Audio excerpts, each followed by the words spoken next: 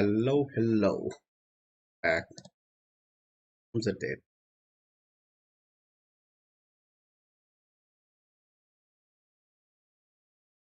No, not actually from the dead anyway. It's just yelling. Yep. Yesterday I'm finishing the. Yesterday I killed the Warflash. It much easier than I suspected for some reason. I don't know. I don't know why. Really, like the Warflash was really easy. Is it because like the melee deal a lot of damage, but also like because they are just so. Where the hell am I thinking? Yeah, now because I'm kill Warflash, I'm in the hot mode now.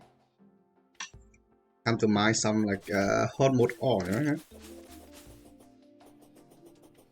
And when I'm done mining the mode ore, I'm shit gonna kill the twin. I've not like not the twin from Terraria, not the I twin. The twin did mod add. I forgot about it, boss.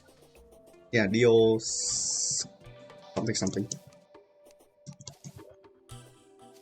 Also, I also went underground farming for the valley too. So yeah, very nice. I forgot they're in the hard mode now, so everything gonna be so hot.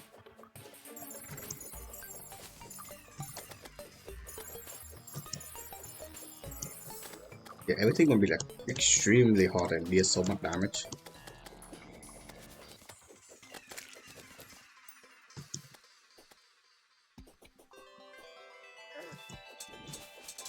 Yep, look at it. Possessed armor 3900. Oh shit, what? What happened? Did I got freeze or something?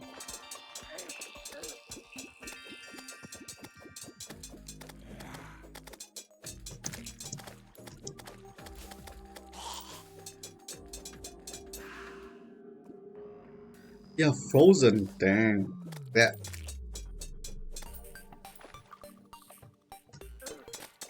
Well, at least when I'm frozen, I don't take damage. And I almost die already.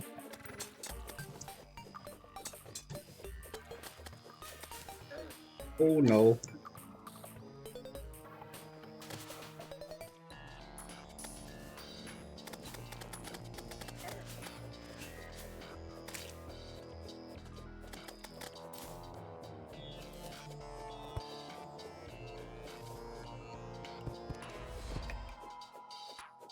Cobalt, nice. Orichalcum, don't like it. Adamantine, I don't like it. I like titanium and meteor more, but sure.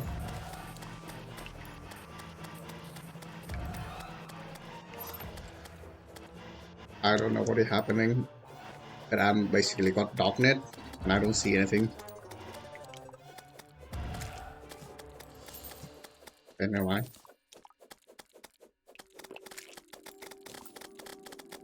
Oh my god, is that a mimic?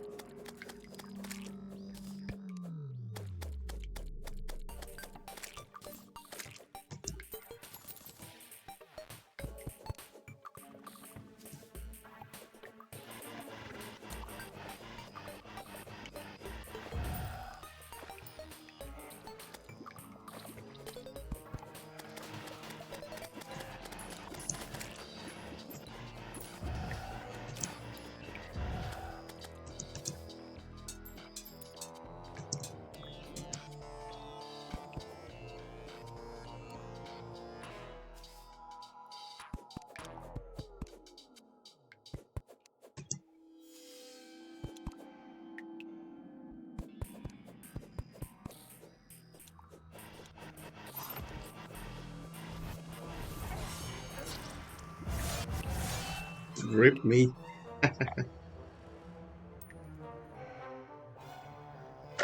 Oh, they dropped the clock.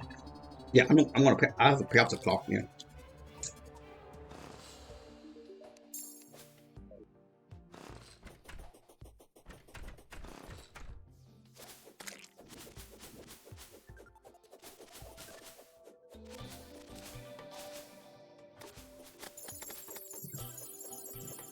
And I had no damage. I did no damage.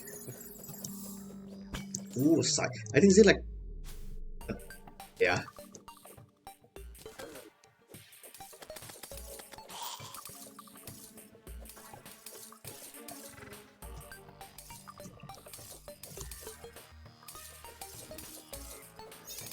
Like when I get everything, like end game armor, not end game armor, like adamantite, full adamantite armor, I'm just gonna go for kill War Flash to get the emblem and the other, not the emblem, like what's that thing called? The soul, yes, the breaker soul, because I can craft the breaker soul with another early hard mode weapon. Yeah, very nice. Is it? Ah, shit.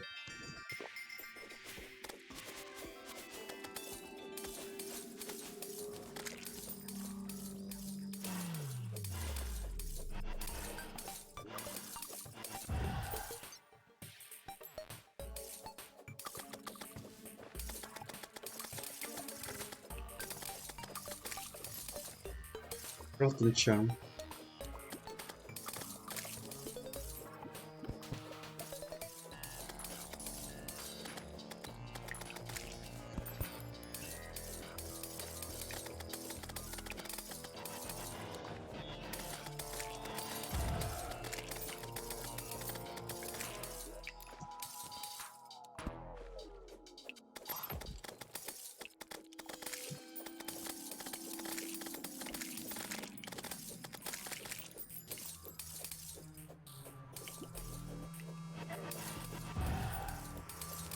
Nice.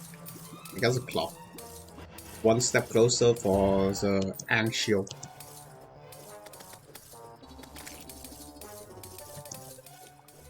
I think either of so the either of sword is really a good sort of like form. They fly towards you, they don't fly slow. The main problem is sometimes they shoot at you.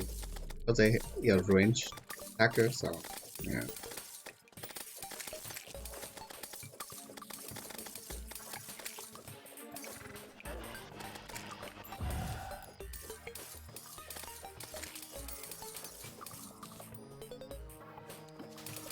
I'm not gonna dish, I'm gonna list one other pack because maybe I need something to craft.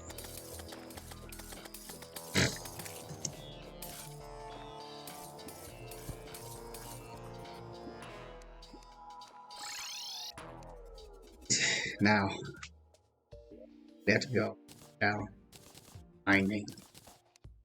Okay, Edge of Night. Amazing trade of night, but you need to resolve everything, so put it here. Because Edge of Night is not viable right now. Bad. Now, I'm gonna bring myself some health forge and anvil with me. Spell lunking potion. Spell lunking potion and what? Wadding chest. Wait, yeah, I had like one more accessory. Did I put something else? Accessory? No. Yeah. Ooh, shock tooth.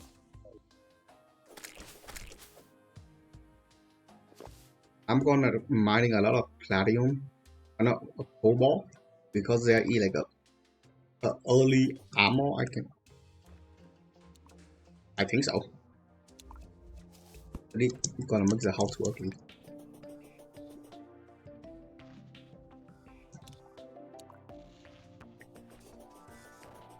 Tungsten, yep, I saw. Yep, they are equal.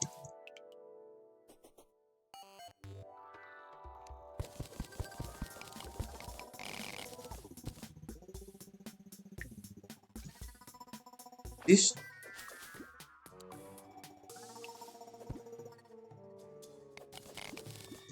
is that platinum? What does that thing look like? Different stuff. Oh shit.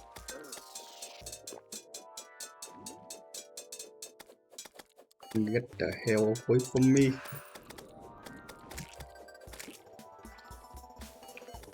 Oh, hey, he's a wizard.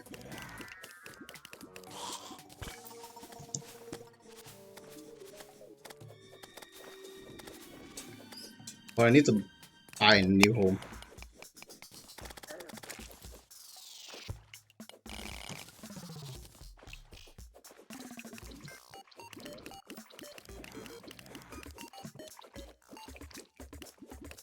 Oh, those jellyfish necklace. Necklace?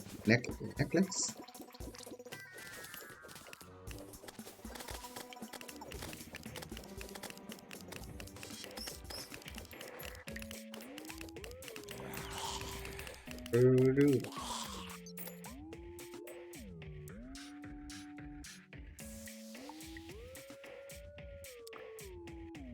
89. I don't know if 89 cobalt is enough for our pickaxe yet, so let's just move. I definitely need a mining potion.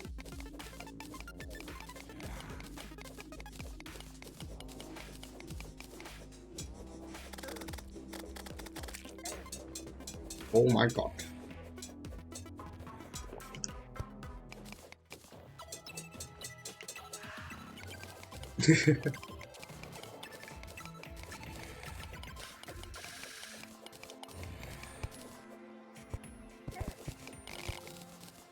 I think this should be enough for pickaxe.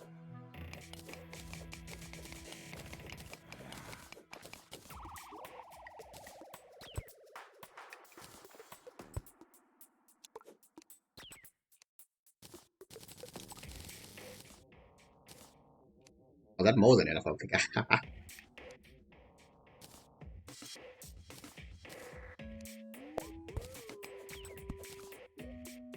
Okay, the reason I kind of want a lot of cobalt because you can craft zitting. Yeah. I want to try out this set. But it had like reduced. Yeah, this thing like has a high defense, so I believe this thing should be like melee.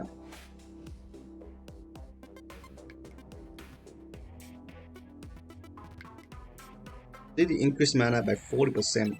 It's critical strength, isn't it? Was it think way better? Yeah.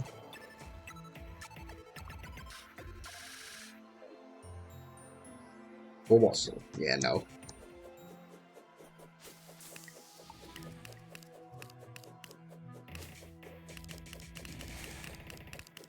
Holy hell, this thing tanky.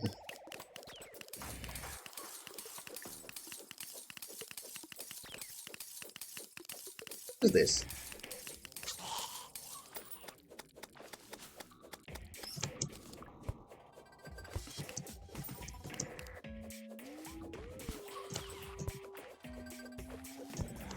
I need a fire wing. With the earliest wing you can get it, just kind of cheating. Oh, the wizard have his slave. Oh, where's the wizard?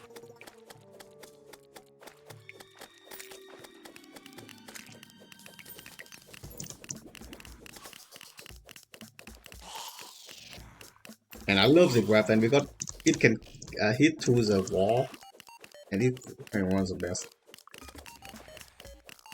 But it unfortunately doesn't deal damage that much damage. Well, I have to go mining more.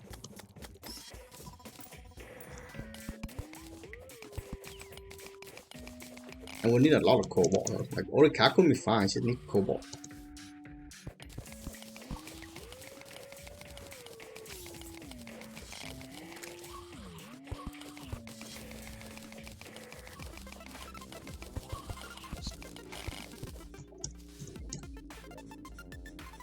I just heard one.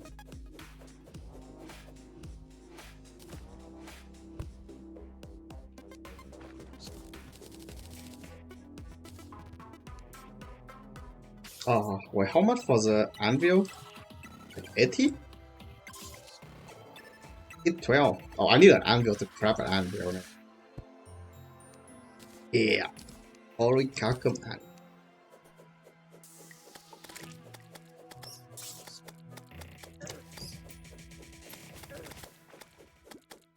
Oh my god, what the hell?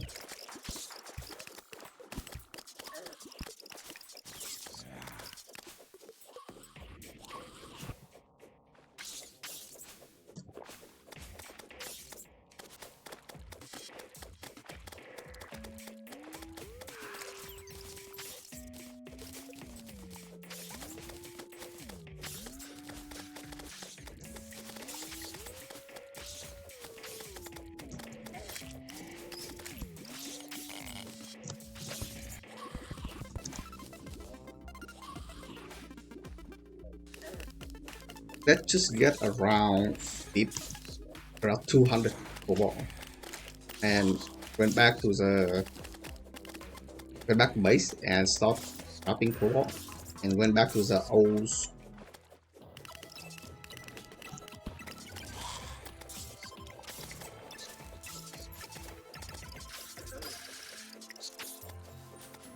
Damn, thing hurt.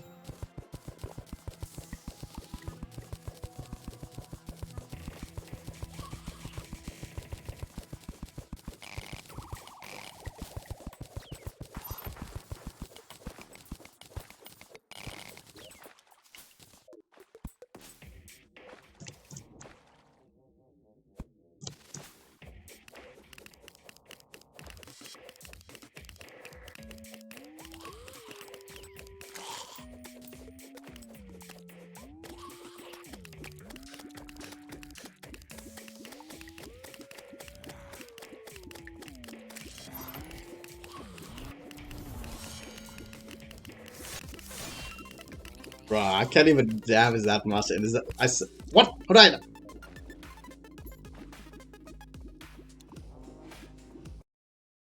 Okay, that weird. Had a ADHD kick me out. I'm gonna watch something on the side.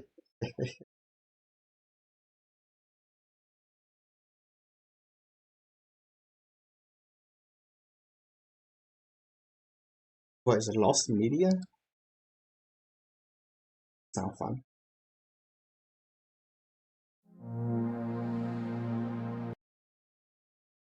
Second, let me set up lost medias. You guys can see it, right? Hey guys, Blame It on George here, and Oh, I yeah. thought I'd make a quick video about the whole Uncle Walt situation that's been going on for the past few months. In case you're unaware, Uncle Walt is something of a legendary piece of lost media, one that nobody thought would ever come to light due to its age and obscurity. The story goes that back in 1964, a student named Robert Swarth made a cartoon called Uncle Walt as part of UCLA's animation workshop. The short is notable because it used famous Disney characters like Mickey and Minnie Mouse in, let's say, not so favorable ways.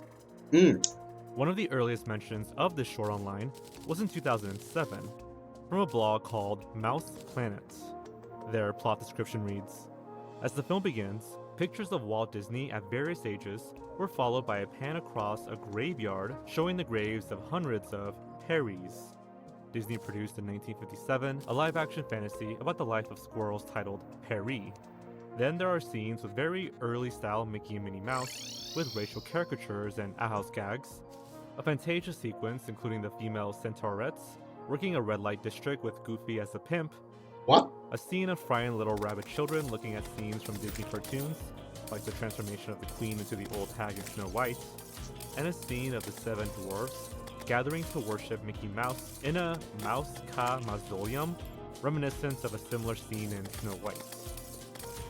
As you can probably tell, this cartoon would have been extremely controversial, and something Walt would have probably disapproved of. Lucky for Walt, it screened only once in 1972 at the American Film Institute, and has not been seen since. Now, funny enough, the film is archived by the American Film Institute under the Robert Swarth collection, but it isn't accessible by the public. And for a long time, that was it. Uncle Walt gained a mythical status in the lost media community. I believe the only person who tried to search for it was Dykate, the founder of the Lost Media Wiki. Some time ago, he actually ended up getting in contact with Robert Swarth, but was basically ghosted, and nothing came out of it. For years, no copy of this short were known to exist, and it remained as lost as it was mysterious. Lost media. Then Dude, I overlapped 2024 lost happened, media thing. and the Mickey Mouse shorts Steamboat Willie and the Galloping Gaucho entered the public domain, meaning that they, and the characters they feature, became exempt from copyright laws. Therefore, creators were now allowed to use this incarnation of Mickey Mouse in whatever project they wanted without needing Disney's permission. On December 31st, 2023, a user named Steve Staunchfield made a post on the Blu-ray forums. Quote, a new special set for the last day of 2023. We'll call it Public Domain Mouse Adventures at thunderbeanshop.com. Now, as the first year of Mickey Mouse cartoons will be public domain tomorrow, I thought it would be a fun thing to do a special sets BDR under the Snappy Video label. We'll include some really great reels of trailers from 35mm Technicolor prints, all three 1928 Mickey shorts, additional mouse adventures from other studios, and some other complete rarities, including the infamous Uncle Wat shorts 1964. Altogether, at least 12 shorts and the trailers, in a case with reversible art, a version of this alternative cover below, except not censored, will be printed the other side.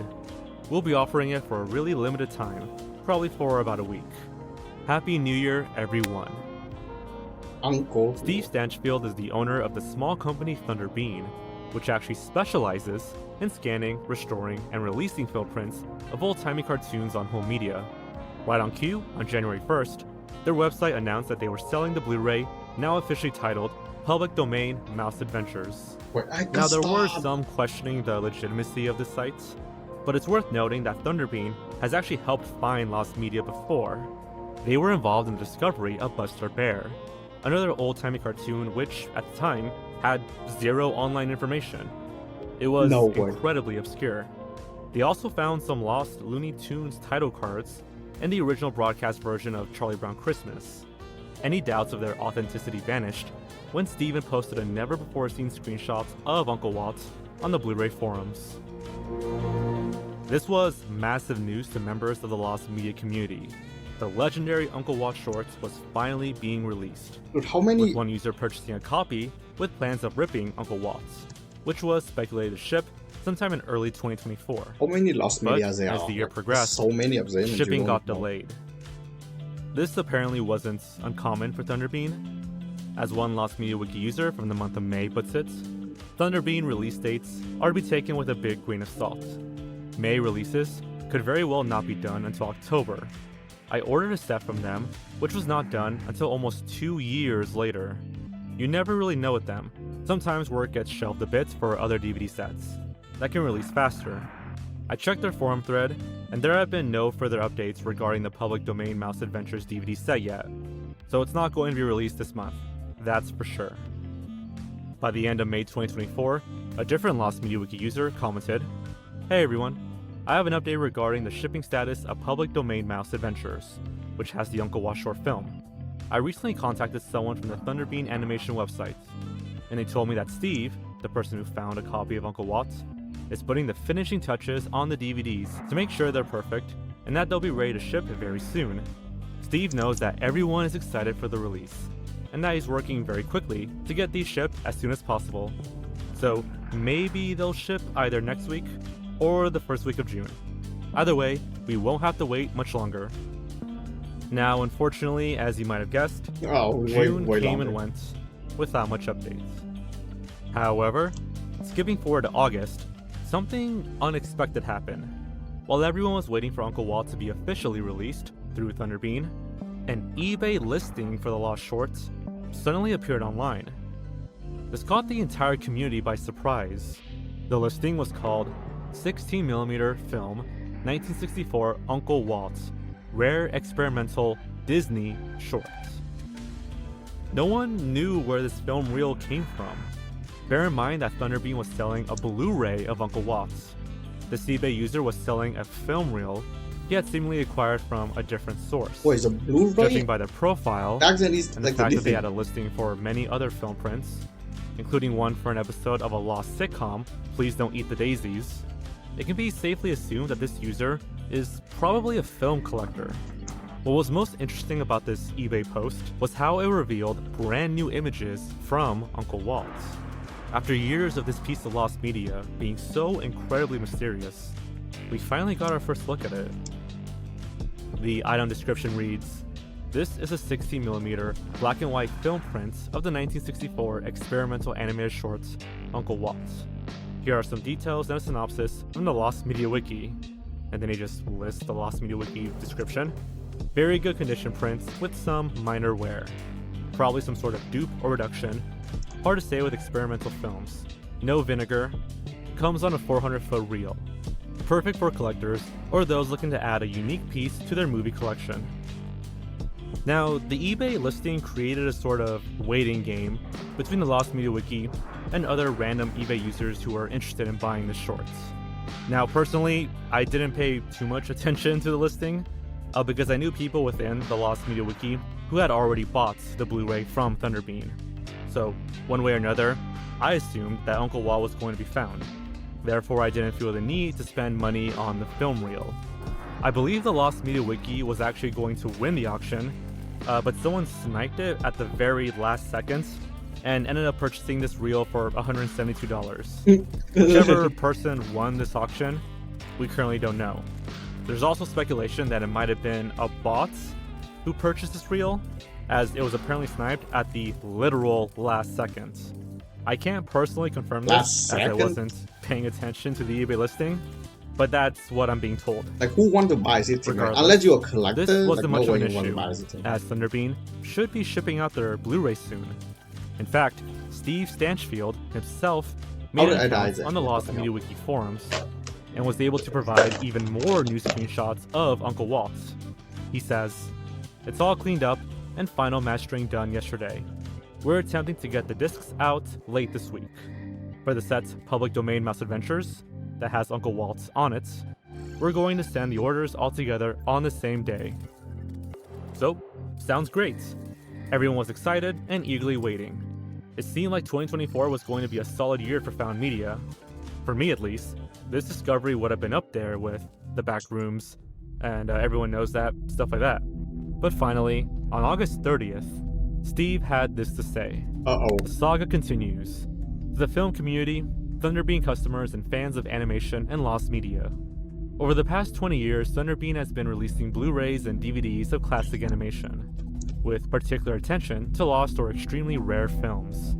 It's been both a professional and personal joy for me to be able to have a part in helping animation history be visible and films available in good quality. The support of the animation fan community has kept this tiny company alive over these years. We're very grateful for all the support, both financially and with all the great feedback we've had on what we do. Thunderbean releases official sets of restored films and cartoons, and special sets. The special sets are always extremely limited runs, and on occasion, we'll offer the older ones again. In these 2 decades, we've been fortunate to scan, restore, and release many holy grails that were long sought after. Some were genuinely lost, others just not accessible for viewing. In this time, there has never been a film we've managed to gain access to that we haven't eventually released. That, however, has now changed. For the special sets, Public Domain Mouse Adventures, we plan to release Uncle Walt as part of the sets. Because of several factors related to the film, we have made the decision to not release Uncle Walt as part of the sets. We'll still be releasing the sets without this one short film. We understand the disappointments of the film and animation fanbase, especially the Lost Media Wiki people. It's one film among many that may or may not be unearthed to the larger public at some point. Since we understand that many people have purchased the sets just for that one film, we're offering refunds for the sets. We'll be sending an email shortly to everyone that purchased the sets with a form to request a refund if you would like one. We'll continue our mission moving forward, restoring films for Blu-ray and streaming. We believe access is everything. It allows old films to stay alive. We know the community really wanted to see this film, but hope springs eternal. Sincerely, Steve Stanchfield, Thunderbean. Now, this revelation that Uncle Walt's would be excluded from the Blu-ray caused a lot of tension online, especially on Twitter. A lot of people were confused, angry, and felt like they needed a better explanation. The one Steve gave us was, because of several factors related to the film, which is quite odd and very vague. Some thought that Disney threatened legal action, but that would be unlikely, given that Uncle Walt should be in the public domain by now. The Big Mouse has no say in this. Some theorize that Robert Swarth, the creator of the short himself, contacted Thunderbean and worked something out. Others tried to pin the blame on the lost media community because inevitably someone was going to post it online. But it's worth noting that Steve Stanchfield was openly active in the Lost Media Wiki forums and excited to release this short for the community. Speculation aside, one of Thunderbean's last posts on the matter was, The decision was only made a few days ago, and was a hard decision to make. We were all set to release the set with it on there. I would have said something much earlier if there had been an earlier decision. We're losing everything we had invested in the film with the decision as well, so there is a financial loss. Adding, I wish we sold thousands of anything. There's around 240 orders, the most we've had for a special set. Usually it's Golden just 80 to slam. 100 or so. We have no idea how many will be refunded yet, Money. but the refund offer stands, and we'll be waiting a week now before shipping. I really do enjoy releasing rare films, and it's great when something that people wanted to see is released. In most cases, that isn't so complicated, but with this particular film, it was my decision, not made for me in any way, but it was the decision we needed to make. Wish I could say No. more to stop any speculation. This is literally the most I can say without revealing the reasons. I know there is disappointment and anger because of this. I'm sorry for that. I can say the decision was not directly related to the wiki community or anything posted here. It's also not related to anything involving the Disney company directly. Adding, I was not bribed by a film collector, or collectors, or any organization. There was no money involved in not releasing it, just a loss on our parts.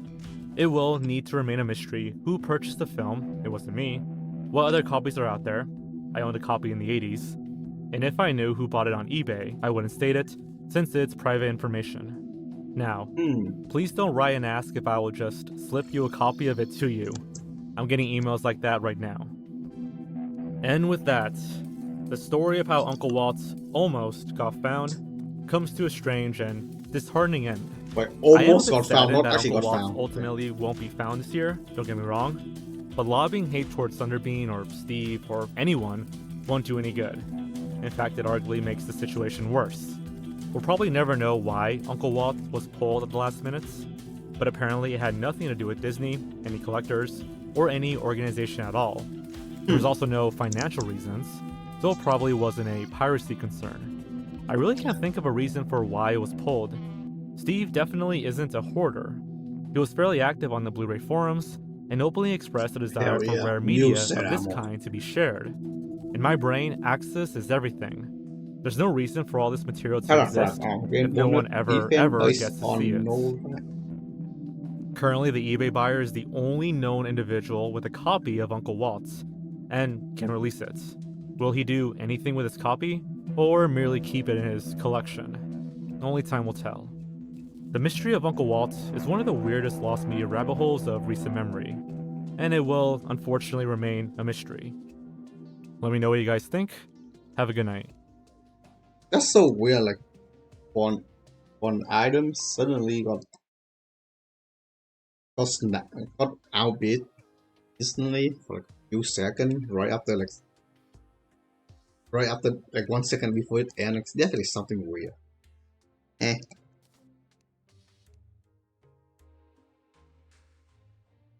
Okay, I think I'm gonna do Wild Flash again because I just want.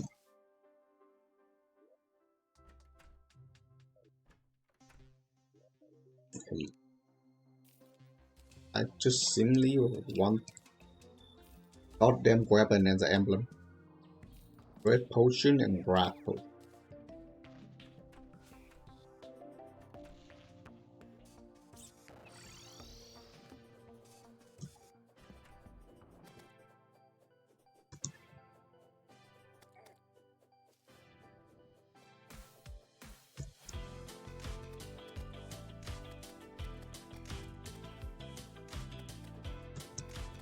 Ooh.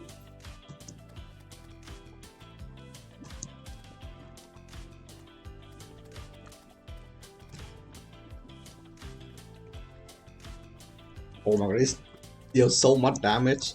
Why?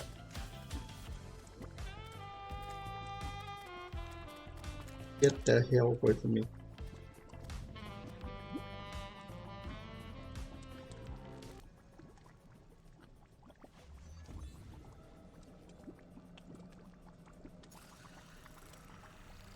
New essence for you. Okay, what essence is that? Essence of gold, melee, and magic. Hell yeah.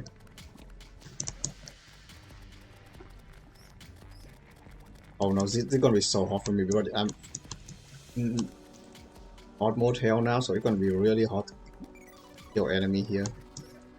There's an empowered enemy. Empower mob.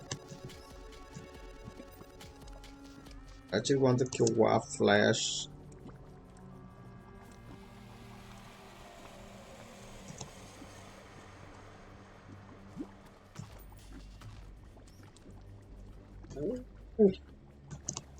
Dude, getting hit by one of that magic side is gonna instantly kill you. Second, let me watching something else.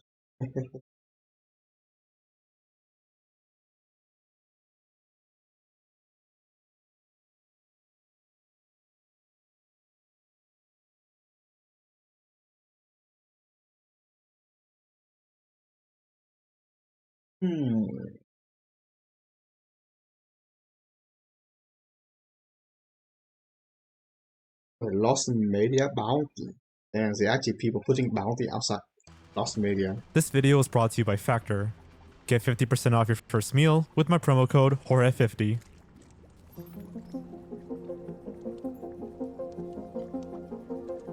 Starting things off is a lost alternate ending that could reward you up to 70,000 Japanese yen, or about $700. Castle in the Sky is a 1986 film by renowned director Hayao Miyazaki, and the first official film by Studio Ghibli.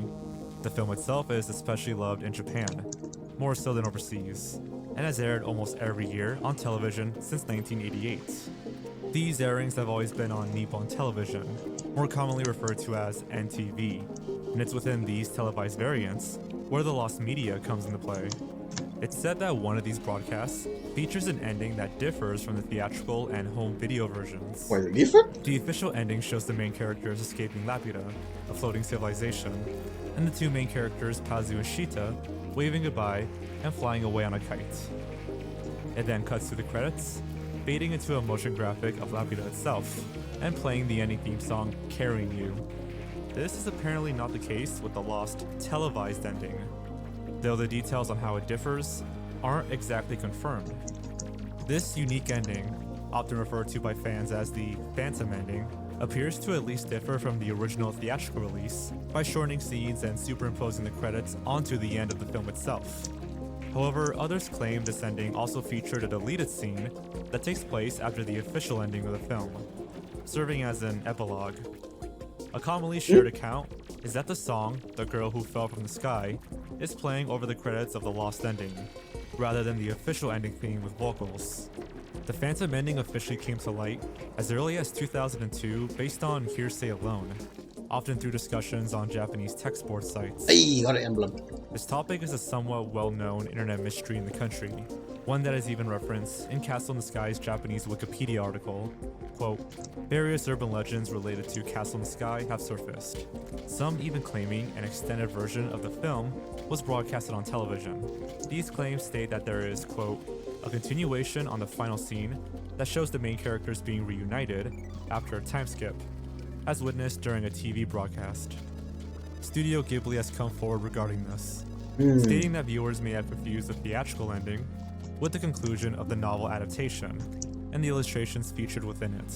Why is it actually? This urban legend stems from a version that was broadcasted on TV, however.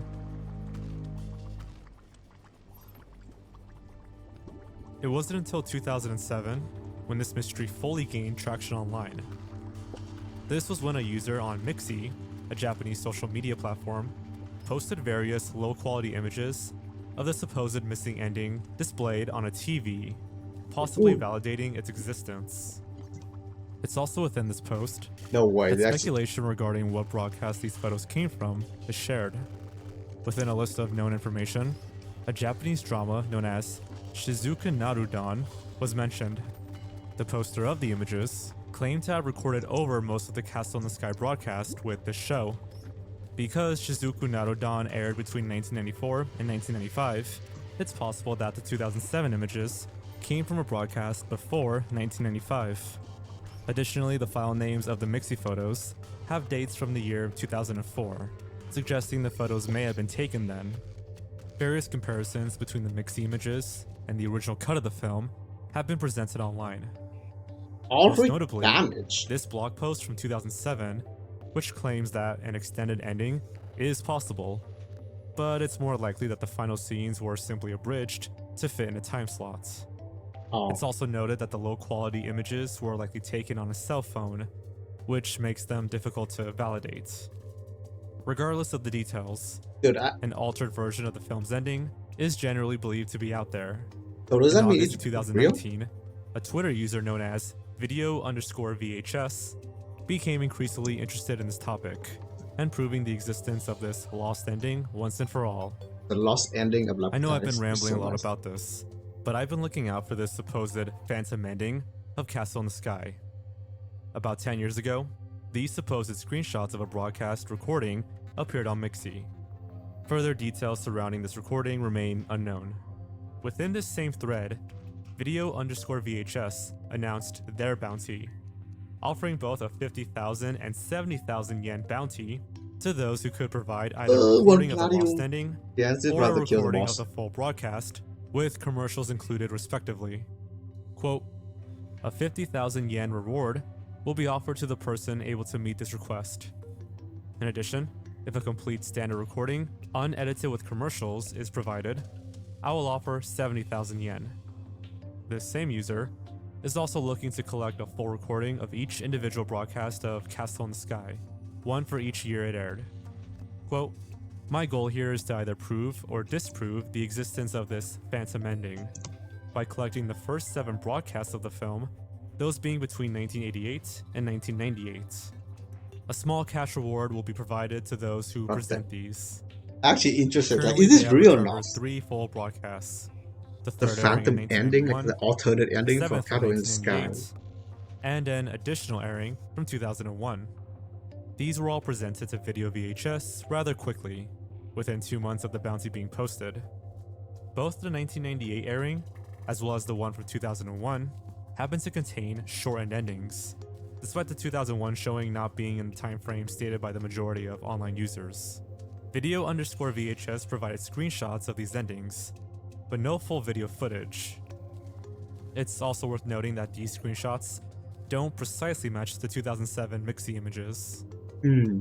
However, despite all of this, More question than none answer. contain a genuine lost epilogue, leaving the 1988, 1989, 1993, 1995, and 1997 airings as possible candidates to contain a true altered ending.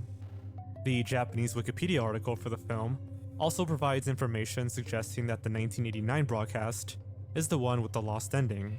Quote, the second broadcast, the first to air during Is it ammo NTV's Friday rated? Roadshow programming block, featured a shortened version of the film's ending, with still images from the final scenes of the film, instead of showing the actual ending.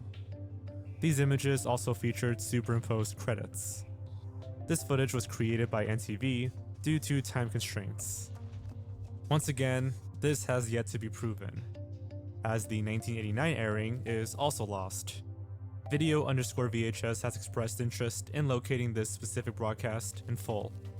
The bounties for the lost endings and broadcasts still stand today. What this missing ending officially entails still remains unknown as well. Ooh, live The mystery region. won't Is that reach a actually true quite nice? conclusion More live region, until all more better. NTV broadcasts are recovered.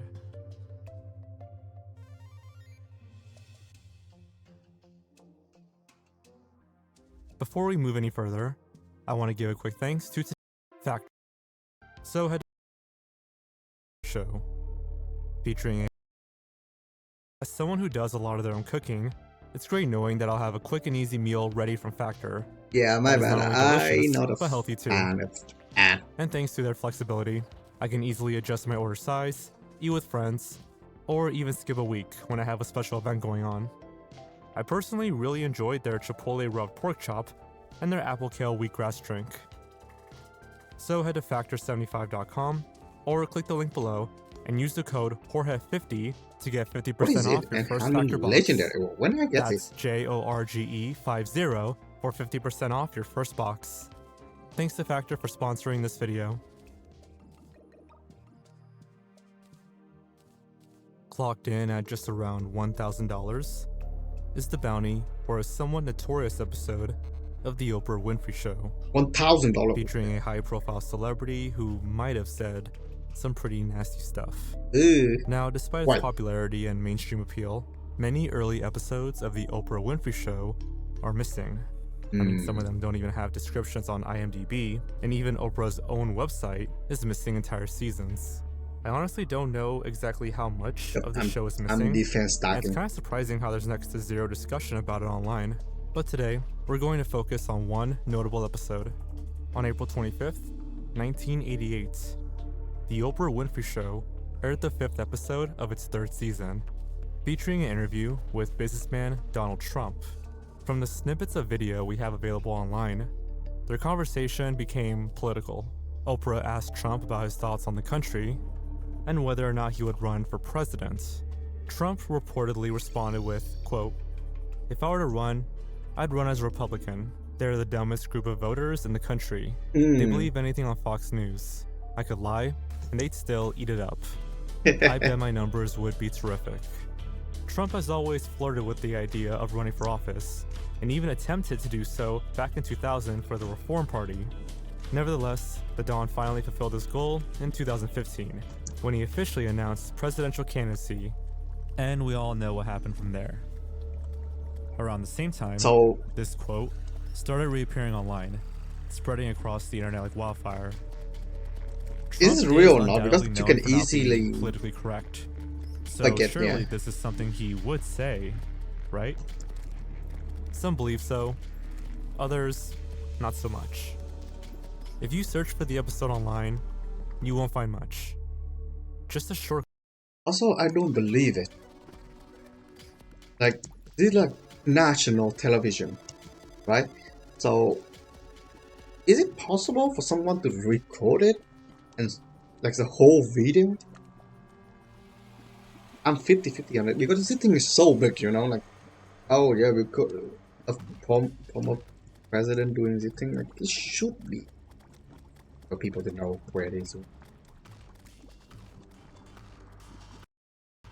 Clip from the Oprah Winfrey Network YouTube channel, which isn't much help. People have theorized that this episode, or at least the clip of Trump supposedly saying this quote, was scrubbed off the internet as to not damage Trump's relationship with Republicans. Calling them the, quote, dumbest group of voters, while also running for their party, seems counterintuitive. It's worth noting that the Oprah clip was uploaded mere days after Trump announced his campaign. So, Also, where's the episode? does it believe In it's smear 2020, campaign? Reddit user Try Coconut Oil posted this to the Data Hoarders subreddit. Quote, "Bounty, $300. Help me find the whole videotape of Donald Trump on the Oprah Winfrey Show, 25th of April, 1988. Season 3, Episode 5, 60-minute episode. Saw it on Facebook back in 2015. Then it vanished. I haven't found it after that. Help is greatly appreciated. I'll literally give the person who can find it and send it to me $300 USD.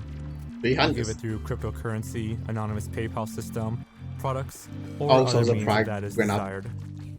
Comments flooded the Reddit post, with many believing in the quote's existence and that the episode was scrubbed.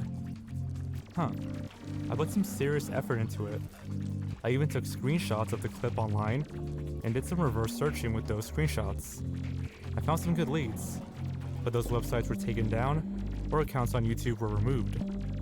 Notably, other Redditors also contributed to the bounty, raising the cash prize to well over $1,000. Despite this, no one had a copy of the episode. The thread devolved into political bickering and was subsequently locked by the admins. Interestingly, this wasn't still even the no- first time a bounty for this episode was made. In 2016, a different user posted to r/slave labor a $100 offer for the same episode. Likewise, it reappeared on the political fact-checking subreddit, and a user in the comments offered $1,000. Also, this Now, is given the age of these run up. posts, it's somewhat doubtful that these bounties still remain. But this post is interesting. Some commenters were vehemently adamant that they had seen the episode, such as Karam421, who could not only recall the episode, but also remember discussing it with their Uber driver. Huh? A different Redditor, Arrows of Truth, said that he watched it with a couple of friends, and that they were all shocked by its disappearance. On the other hand, when looking into this quote, nearly every fact-checking website, if not all of them, have debunked it. Snopes, Reuters, AP News, PolitiFact, CNN, and plenty of others. However, even this is disputed. Take a look at Snopes, for example.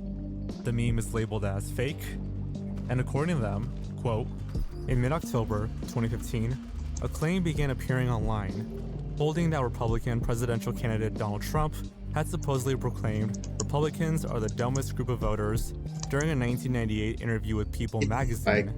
Despite People's comprehensive online content archive, we found no interview or profile on Donald Trump in 1998, or any other time, that quoted his saying anything that even vaguely resembled the statement. As you may have noticed, Snopes and all of the other fact-checking websites claim that this quote originated from People's magazine in 1998, whereas Try Coconut Oil and many others believe it to originate in the Oprah episode in 1988. The theory is that this quote was misattributed to People's magazine to obfuscate investigations and mislead fact-checkers, a red herring or distraction meme. Now, speaking for myself only, this is a bit too conspiratorial for me. Yeah. I'm not sure where I'd land on this mystery. It's either one of the biggest examples of mass censorship, or one of the biggest examples of the Mandela effect. Now, there is one last thing to note. A Discord and a subreddit were formed in order to solve this mystery. Their efforts have uncovered a 60-minute recording of the Oprah episode. 60? Unfortunately, during Trump's interview, the broadcast is interrupted by breaking news of a plane crash. As of the writing of this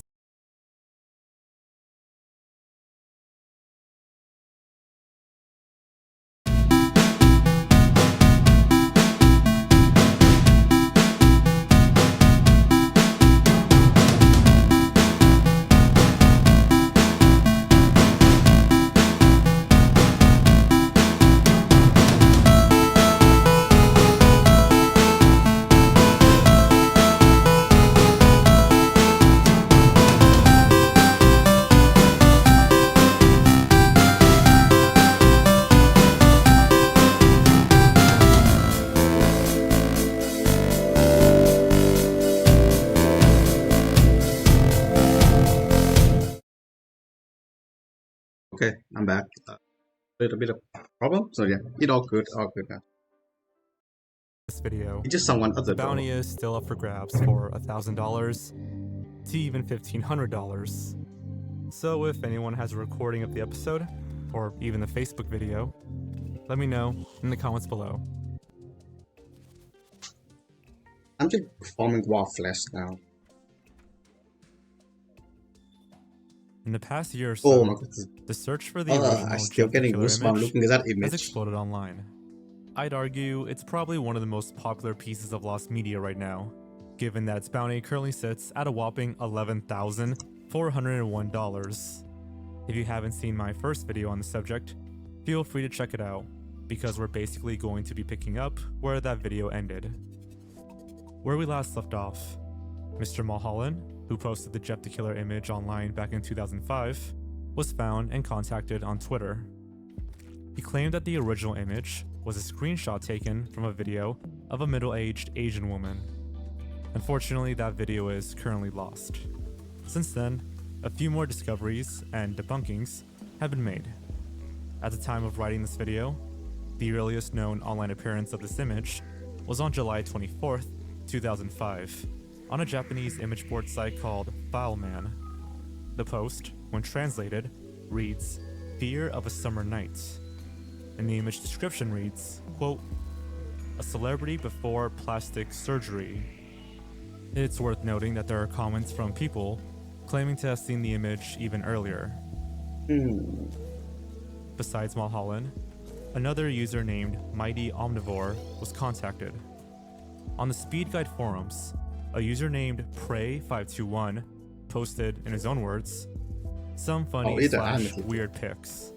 The images posted are long gone, but the image addresses still remain, containing the album Y33/Mighty Omnivore/Prettyface. If you recall, Prettyface was the name given to the Jeff the Killer image before the associated creepypasta. This image, of course, I still get no longer goosebumps looking at exists, the and no killer archives face. are available. However, Mighty Omnivore was contacted via Twitter, and he confirmed that this was the Jeff the Killer image. He said he was going to check his old drives from 2007, but when he did, nothing was found. A video from Nico Nico, basically Japan's YouTube, began circulating around Twitter. The video, in an impressively low resolution, was rumored to be the origin of the Jeff the Killer image somehow. Eventually, a higher quality version was uncovered, and this lead was disregarded. But by far, the biggest development in the search for the original image has to be the $10,000 bounty placed by Mutahar of some ordinary gamers. So again, if you want to earn $10,000 and win this challenge, you're going to have to find a new lead that these people haven't even researched if you want to get anywhere into the situation. It is extremely In response to hard, this bounty, I believe. Scared Theater got in on the action and announced on Twitter that he has accepted Muta's challenge. 1 week later, Scared Theater's own video documenting the search was uploaded. But sadly, not even he could find it. He did end up adding another $1,000 to the bounty, however. There have also been dozens and dozens of mock-ups and hoax images that do nothing but muddy the investigation. I probably get asked about 1 or 2 of these once a week, and it's something I should have brought up and debunked in my last video. But yeah, none of these are it. Now, there is one final lead that is worth mentioning. On June 21st, 2023, this was posted onto Reddit. The picture of the girl. It resemble. This is Mariko, a Japanese woman whose images were found on a website called gazobox.com. Upon seeing the images, many similarities between her facial features and those of Jeff the Killer are easy to point out, such as the hairline, face shape, and mouth. Supposedly, Mariko had quite the reputation online and was described as a net idol in the early 2000s. The story goes that her boyfriend, Suzaku Maru, posted photos of her weight loss progress on InfoSeek. For whatever reason, he advertised and reposted these photos all around the net. Eventually, they made their way to 2chan and other image boards, where Mariko became subjected to harsh bullying. Some even began theorizing that the two were in an abusive relationship, because it's pretty weird to post someone's weight loss photos on the internet, unless Suzaku Maru did so without Mariko's consent. Speculation aside, attempts to remove Mariko's presence online were made in May of 2004. This would have been just about a year before the current earliest known appearance of the Jeff the Killer image online. Bear in mind that 2chan users would partake in Make Me Pretty threads, in which anons would take turns photoshopping an image until it morphs into something grotesque. So perhaps Mariko's weight loss photos or selfies were used in these threads, ultimately becoming Jeff the Killer. There's even this photo of Suzaku Maru with a distinctly familiar closet in the background. In my opinion, this is a damn good lead. The facial features, location, and timeline seem to match up pretty well, and there are many others on the original JTK subreddit who feel so as well. The bounty is currently at $11,401. So for now, it seems, we'll just have to wait and see.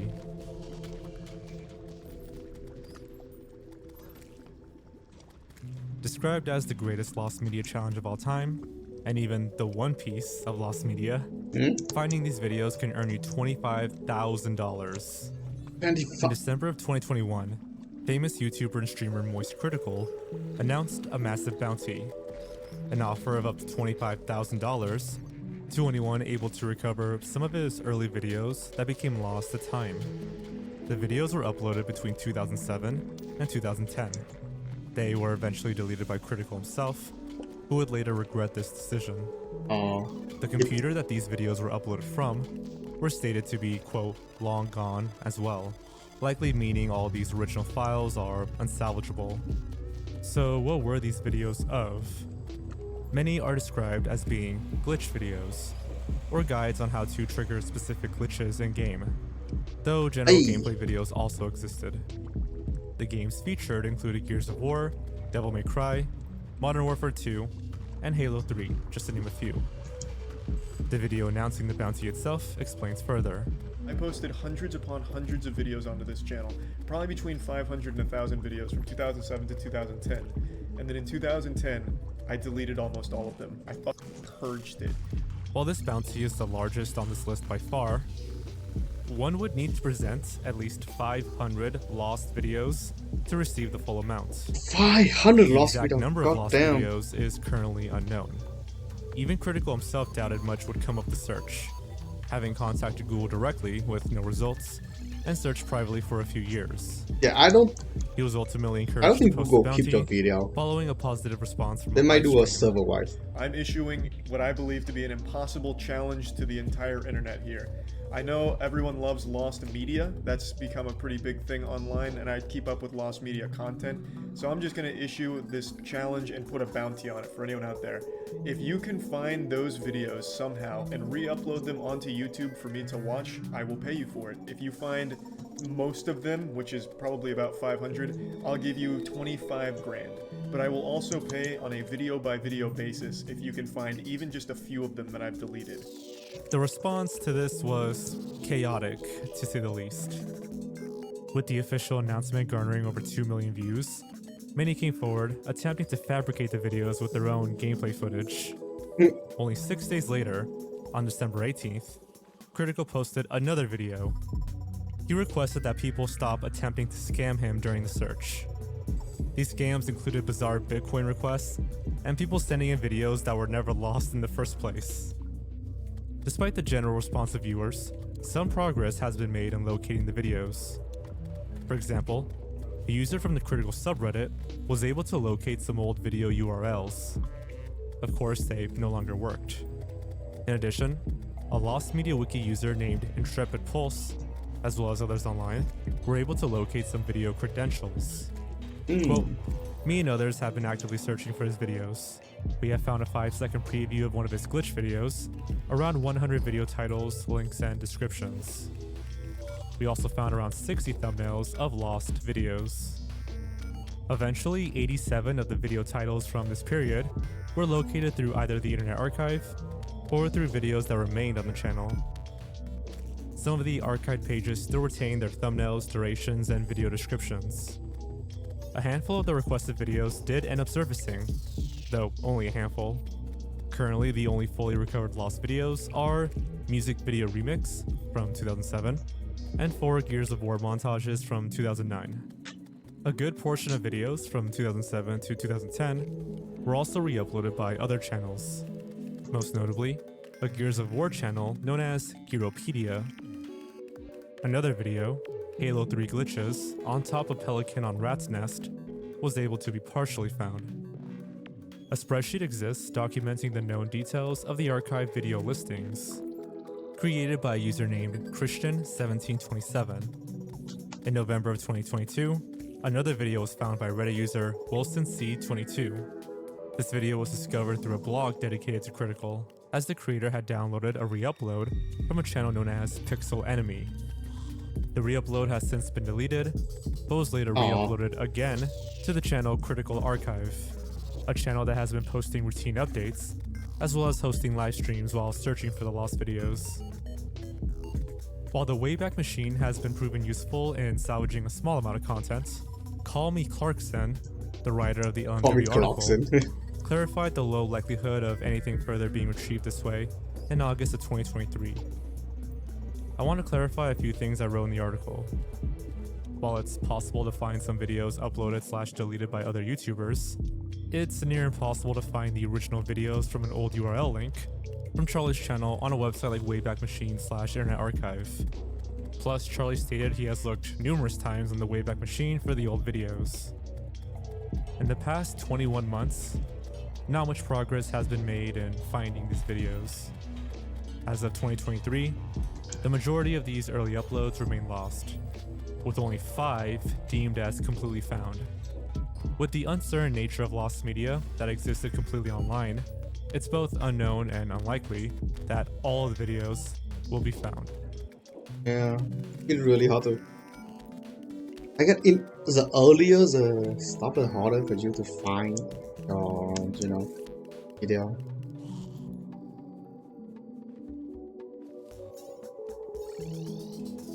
Whew.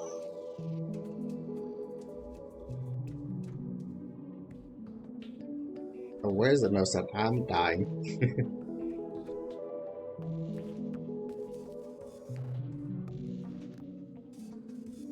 Can you grab it from here?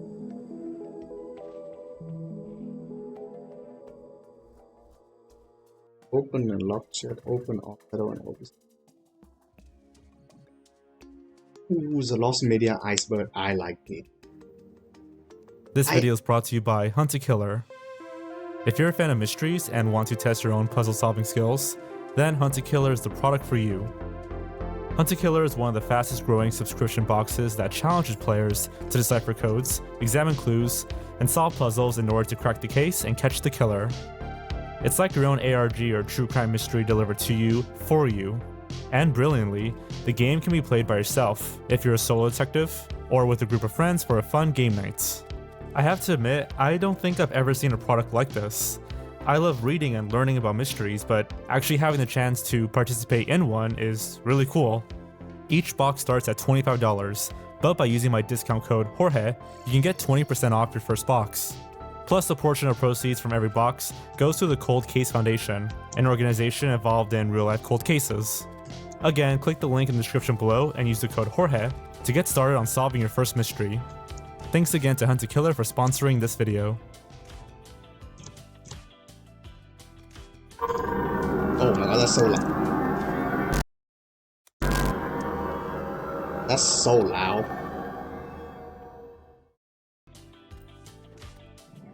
Ouch.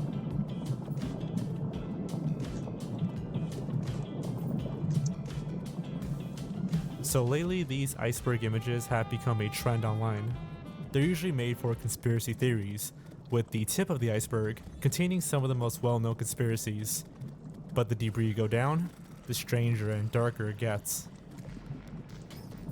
People have taken this format and applied it to all sorts of properties: Pokemon, Zelda, and most famously, Super Mario 64. What? Today, I'd like to take you through the lost media iceberg. A few notes before we get started. Yes, as you may have noticed, it's in Spanish. That's because this was made by Shiki, creator of the Lost Media Wiki in Espanol. So shoutouts to him and Dysphoria for letting me use this image. Second, the lost media scene is just different in Latin America than here. I'll be excluding some of the Spanish specific pieces of lost media and include some different ones to fill the void. Anyways, let's dive in. This is the lost media iceberg. How many do you know? Not much. I don't even search lost media, but some of them. SpongeBob SquarePants deleted scenes. With an over 20-year run, SpongeBob has amassed a stockpile of deleted scenes on the cutting room floor. The reasons for their deletion can range from simple writing concerns to more scandalous issues, like when a recent episode cut a scene referencing Squidward's suicide from rebroadcasts. Of the scenes that have yet to resurface, include the appearance of Mrs. Puff's dad, which Tom Kenny is credited for voicing, despite the character never appearing in the series. Clockman. I made a video about this, which I'm pretty sure most of you have seen thanks to YouTube's recommendations. But in short, in 2012, a user named Commander Santa recollected a short he remembered watching as a child. He described it as being about a young boy who gets snatched by the titular Clockman. The mystery surrounding this description was enough to incite a 5-year-long search for the described short, spanning across multiple forums and websites.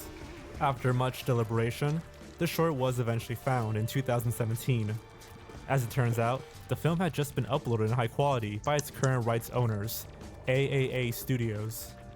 After being sent the video, Commander Santa confirmed that it was the same short he saw on that fateful day, putting the search to rest. A day with SpongeBob SquarePants. I also made a video about this, so go check that out. But in short, A Day with SpongeBob SquarePants is a mockumentary said to have been made by Regal Films without the permission of Nickelodeon. After discovering Amazon listings for the film and finding the concept laughable, users on 4chan began attempting to purchase copies of the film to no success. After months of contacting everyone they could find related to the production company, they eventually made contact with the film's supposed creator, who claimed that it had never been made. The film was supposedly written but never completed. He claimed that they would crowdfund the rest of the film the following year, but this never happened. And it's unknown if he's telling the truth. Doraemon 73. Doraemon is an iconic character in Japanese pop culture, largely due to the television adaptation produced in 1979. However, what many people don't realize is that this wasn't the character's animated debut. 6 years prior, a company named NTV Video made the initial attempt to serialize the character. In spite of relatively good ratings, the show was abruptly cancelled due to the studio going bankrupt. Dude, I like Doraemon. Consequently, many of the staff didn't get paid for their work, and the original reels were either sold or destroyed in dissolution. Urban legend says that due to the IP owners disapproving of the series, all of the episodes were destroyed in a cremation fire. Wait. This isn't true, however, as the show is said to be preserved in private archives. Due to legal complications regarding the show's rights, few materials have surfaced online. Cry Baby Lane. Cry Baby Lane is a made-for-television film that premiered on Nickelodeon in the year 2000. The film never aired outside of the US, and for the longest time had never been rebroadcast after its premiere. Consequently, the film was largely forgotten. Until 2011, when I read a thread recollecting the film began garnering attention.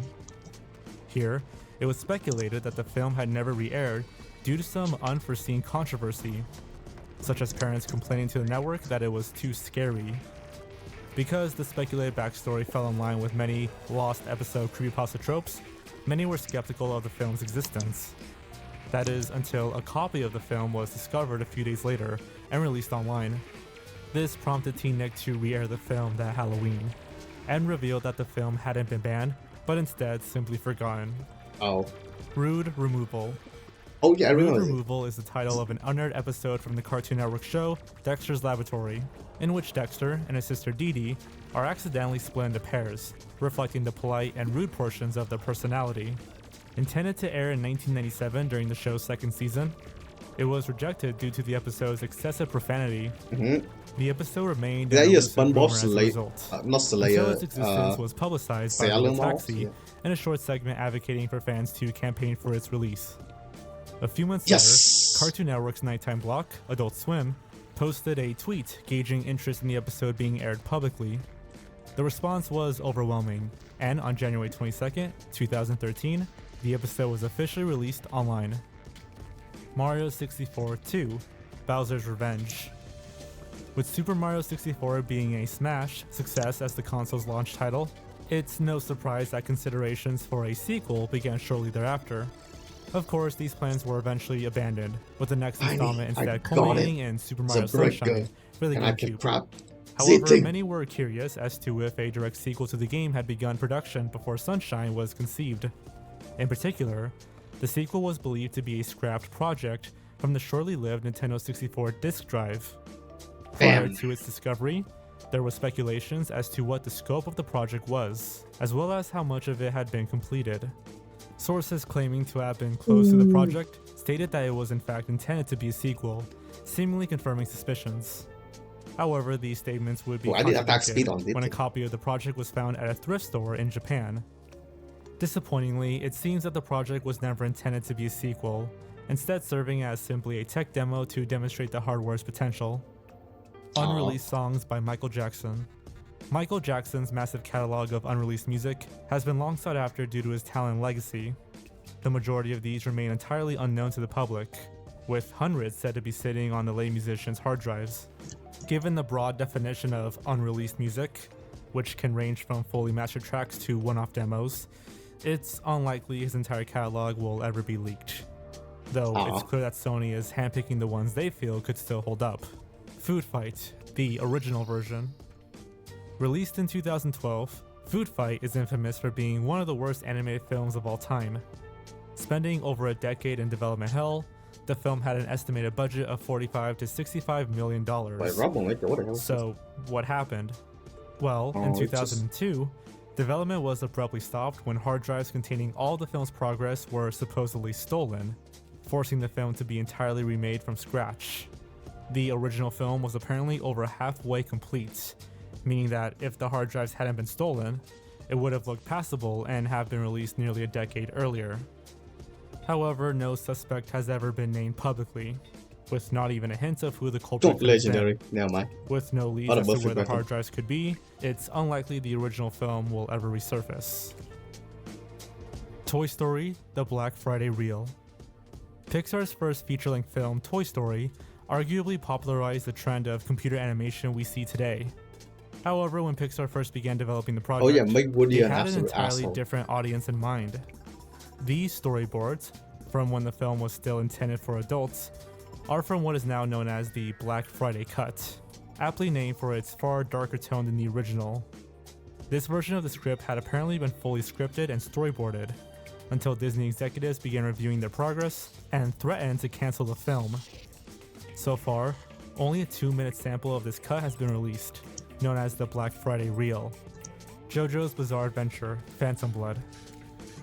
Though many are familiar with JoJo's Bizarre Adventure's later adaptations, many are unaware of the series' 2007 film Phantom Blood, which had been produced to commemorate the anniversary of the creator's career. This is because after its limited Japanese run in 2007, the film never aired again.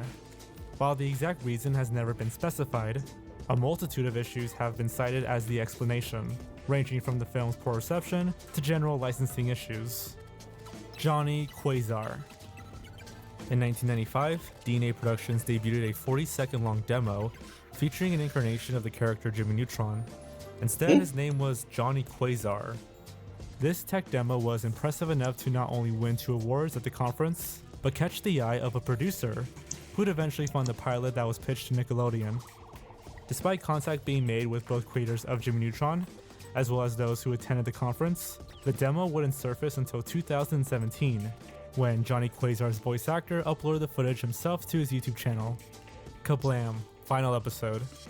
Nickelodeon's Kablam is rather obscure in the grand scheme of things, but unavoidable in the lost media community due to how elusive it seems to be. The show avoided receiving any home media releases, was rarely rebroadcasted, and may never be re-released officially due to licensing issues.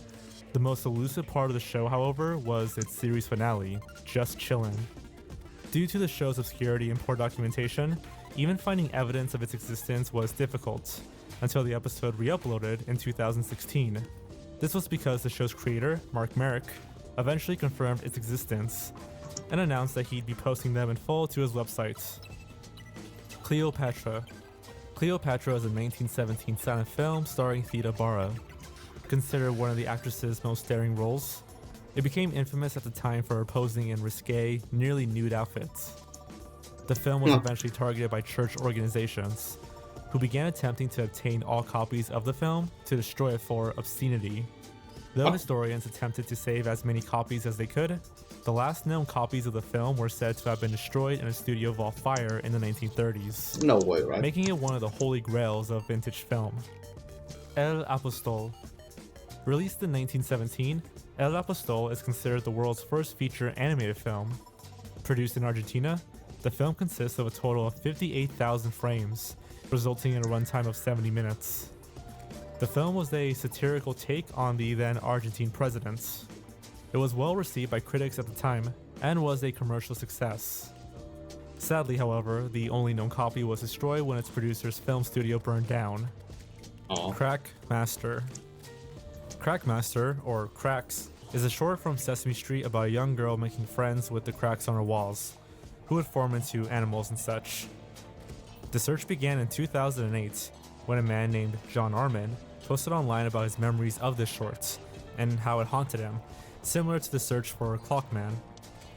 I also have a mini documentary about this search, and it's quite bizarre how it all resolves. Doctor Who. Nearly 100 episodes of the beloved science fiction show Doctor Who are currently missing. This is due to the BBC having a habit of reusing tapes for new episodes, scrubbing the previous footage from existence. By the 1970s, home media became popular, and the BBC began searching for these episodes through television stations and private collectors. Although a good amount was recovered, Doctor Who remains one of the most famous cases of lost media.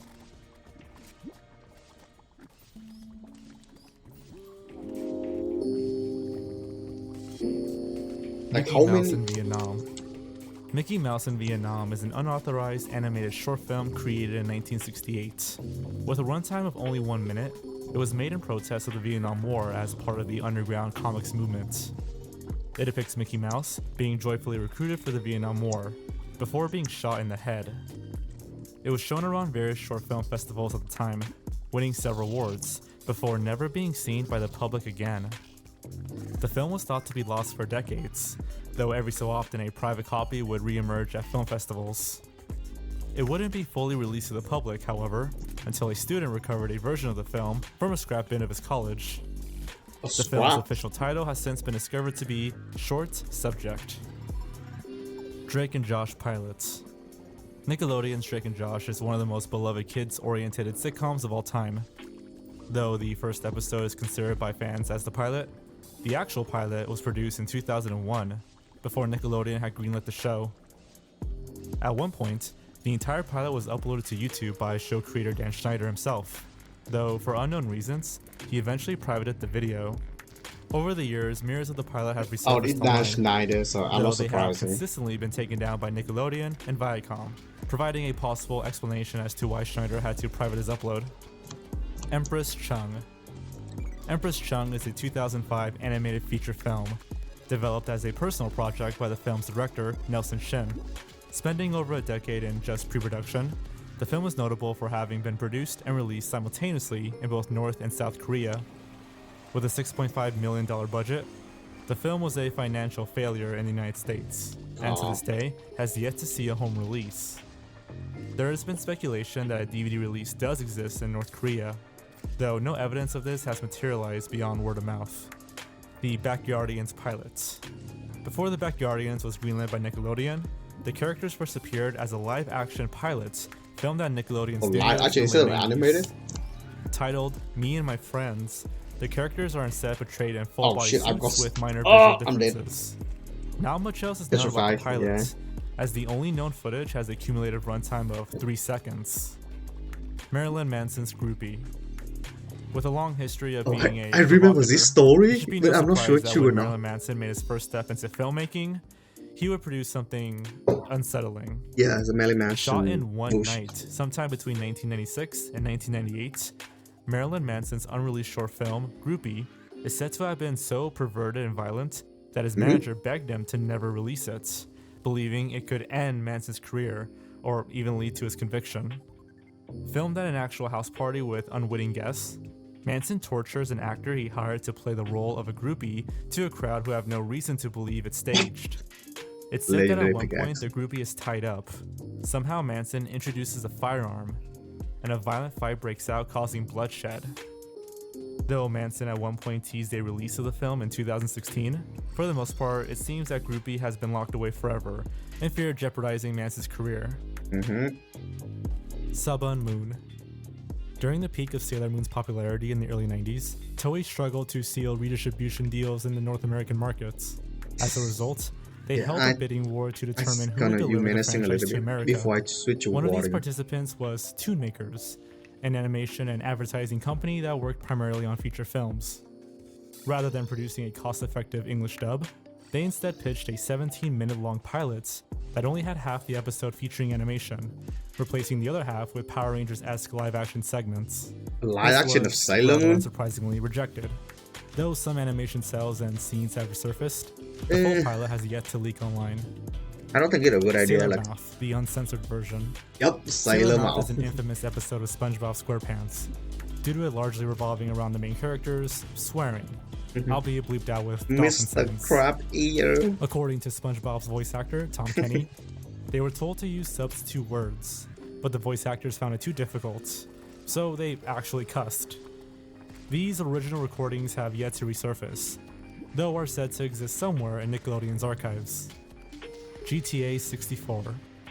In E3 1999, a port of the original Grand Theft Auto for the N64 was debuted privately.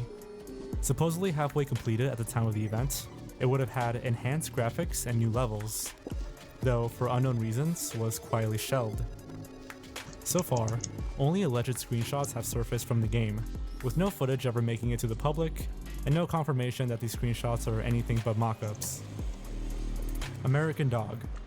Before Disney's film Bolt was Bolt, it was known as American Dog, and helmed by the director of Lilo & Stitch.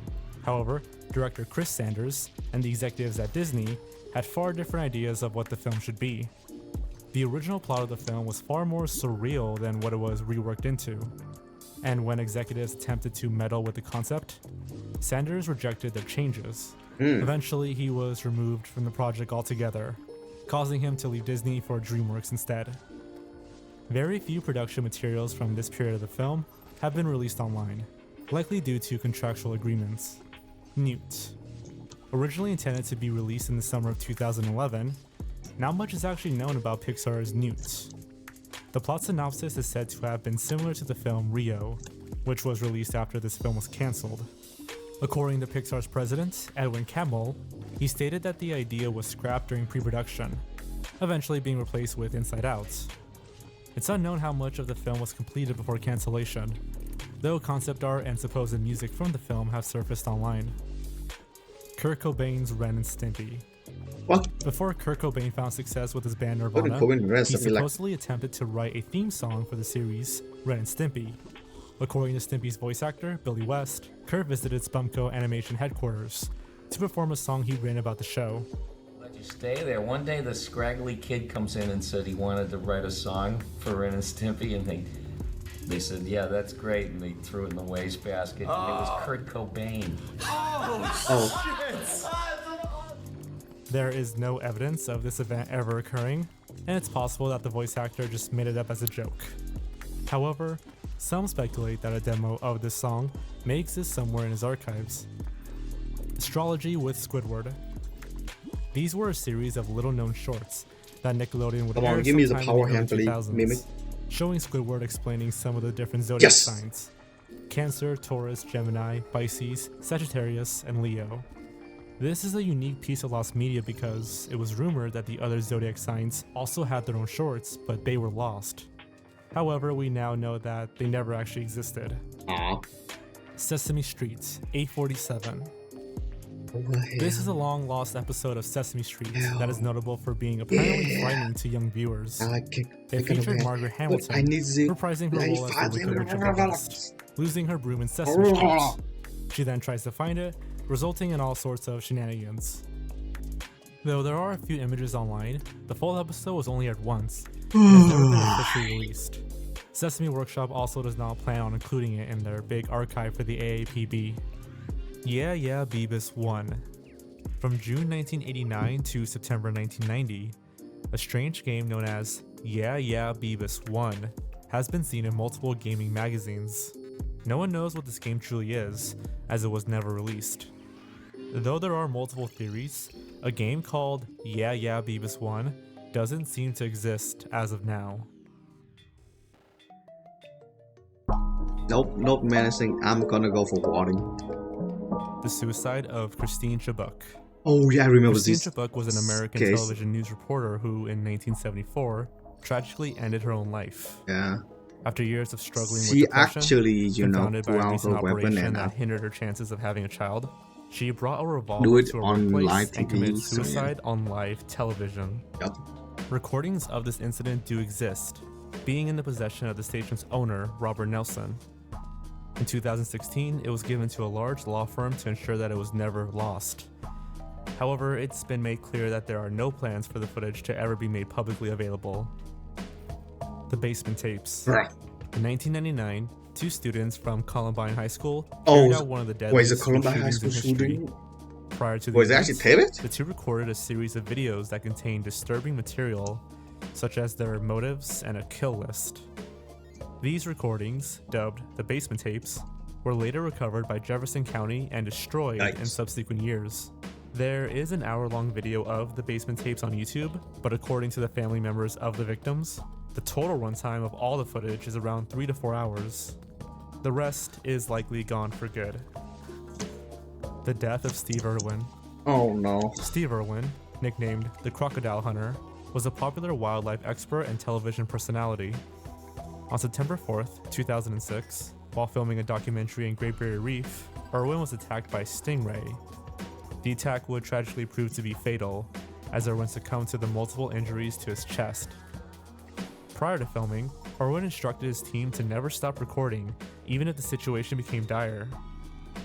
As a result, the entire aftermath, including his actual moment of death, were captured on film. This footage was first given to authorities, before it was returned to Irwin's family. All copies of the footage are said to have been destroyed, including his final words, "I'm dying." The death of Owen Hart. Owen Hart was a professional wrestler who was regarded as one of the World Wrestling Foundation's best in-ring performers of all time. On May 23rd, at Over the Edge 1999, Hart accidentally triggered an early release of his harness, causing him to drop 78 feet. Though fans didn't know it at the time, they had just witnessed a man fall to his death. Footage of the incident does exist within the WWE archives, though it's unlikely they'll be released out of respect to Hart and his family.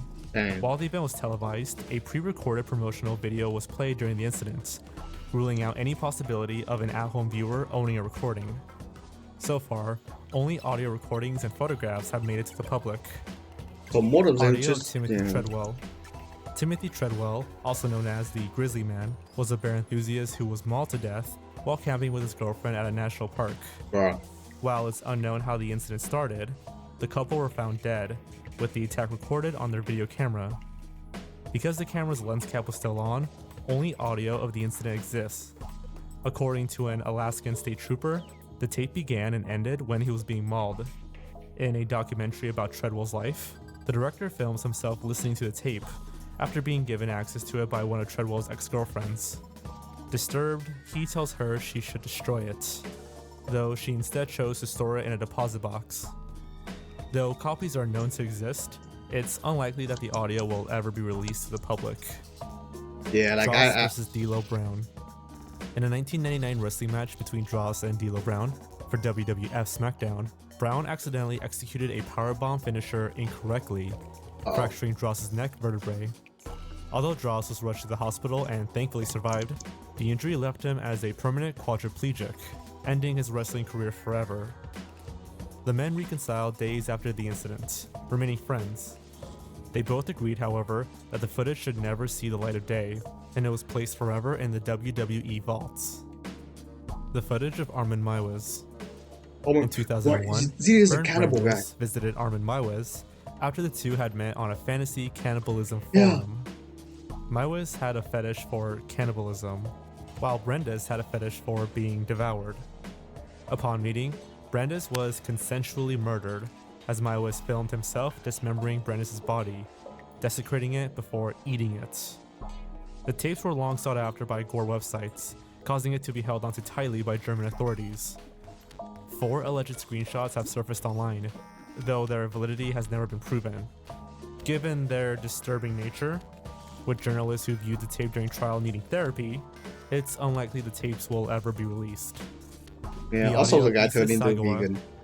Oh yeah, Issa Sagawa another is a cat, convicted another cat. Japanese cannibal Oh, God, who, goddamn it. while studying abroad in France, filmed himself murdering his classmate before cooking her remains. Yep. Due Ugh. to a variety of international legal issues, Sagawa is actually free to this day, Yep, he becoming a walked free. surprise celebrity in Japanese pop culture. The recording of the incident, said to include the actual murder and stagings with the corpse, was confiscated by French authorities and will likely never be released. The audio of the Moors murderers. It's Serial so killer bad. couple Ian Brady and Myra Hindley committed a series of acts that have since been titled the Moors Murders. Most murder. In Is order it, to is it remember considered as a other morbid crimes, killer? which Not as a included morbid killer, as torturing a prepubescent children, They maintained audio recordings of many of their victims. Okay, never mind. For Then. obvious reasons, they will likely never see the light of day. The sex tape of Mickey Mouse. What? In 1936, during Walt Disney's birthday party, two animators created a gag animation in which Mickey and Minnie Mouse were having sex.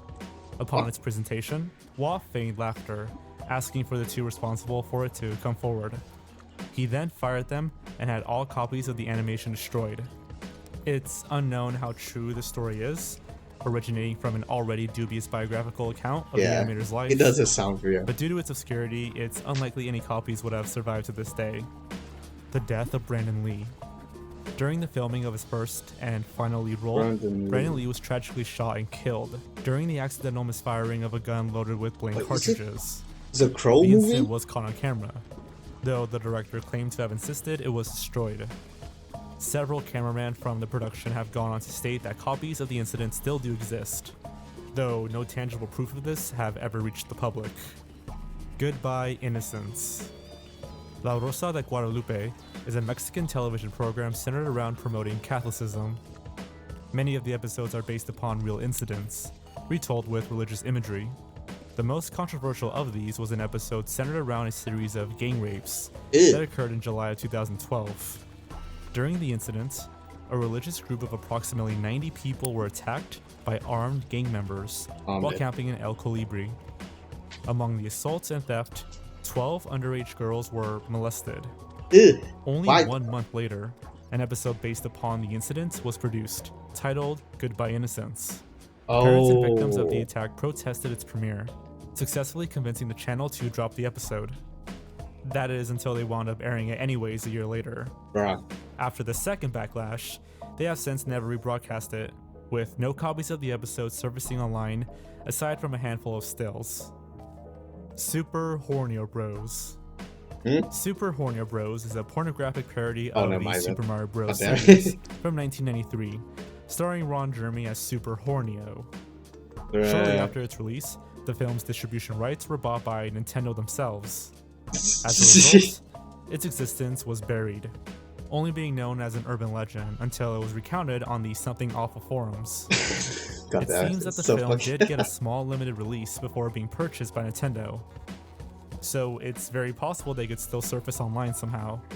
So far though, I don't only believe a sequel real. has been found. No fucking way. Cannibal Holocaust deleted scenes. With the 1980 film Cannibal Holocaust already being infamous for its disturbing imagery, 22 damage. I it's think no Adam surprise is that not any scene way cut better from than it this. would share a similar effect. Yeah, This I was think the I case have to with the go for Lost Piranha scene, in which a warrior of the Yanomamo tribe is lowered into piranha-infested waters to have his leg amputated. Filming for the scene was never completed, due to the piranhas being difficult to control, though stills confirm that some takes do exist. The whereabouts of these scenes are unknown. The frost, what is Ricardo brutal. Lopez's video diary.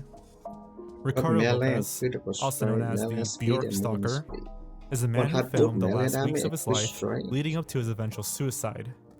The tapes center around his plot to create an acid bomb to disfigure a pop star, angered that she begun dating someone he disapproved of. With over 20 hours of footage, captured on tape included his manufacturing of the bomb, as well as his suicide. The tapes were discovered by authorities after Lopez's body was reported, causing the bomb to be intercepted, and the singer thankfully unharmed.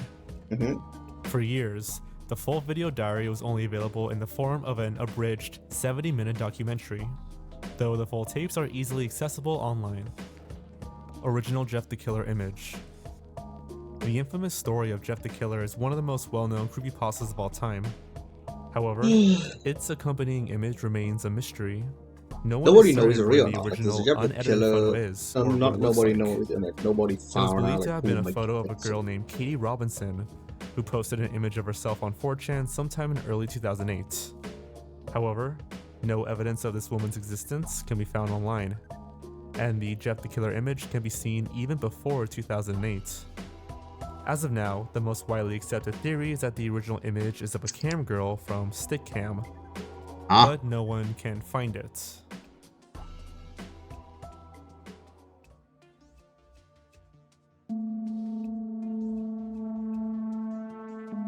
The Beatles, Holy Carnival shit, of Light. Carnival of Light is an unreleased Beatles song, Known for being pretty long at 14 minutes and pretty experimental or Is it magic avant-garde. damage? The Is it song was melee produced for a damage? 2-day festival Oh, known as yeah, the they did like Million Volt Light and Sound oh Race. god. Other than those Sorry, I 2 had the days, whispering. the I don't track know has why, never but been I'm kind played of to the tired of Twitter. public. I kind of Paul run out McCartney has stated that he of still juice. has the song in his possession and that he wants to release it, but that would Xenoblade. require the approval of the other members or their Let's estates. send a buy on this. Camera Heads. Camera Heads is a lost creepypasta that was posted on 4chan in 2008, supposedly predating other popular creepypastas like Jeff the Killer or Slenderman. The story is about a man who discovers a backpack with a broken camera, a videotape, and a note that says, "I killed a camera head inside." He begins to research what the camera heads are Let's try before what the being other stalked by world. one himself. It had your early creepypastas and ARG cliches, and a few online screenshots confirms its existence. Sadly, it's still lost, but a video has Let's try resurfaced what in the recent other times. world. Chikara to Ona no Yo-Yo Naka. I probably mispronounced that horribly. This film is said to be the first Japanese anime to feature voice How did you actors. check with the other It was world? released in 1933 by Kenzo Masaoka and features a man who cheated on his abusive wife. Despite the film's significance, no prints are said to be available, and it is a lost film. Dingo Pictures. Dingo Pictures is a notoriously bad animation company, known for ripping off other studios like Disney and Pixar. Their films were really low budget and made for a quick buck, honestly, but they have gained somewhat of a cult following nowadays.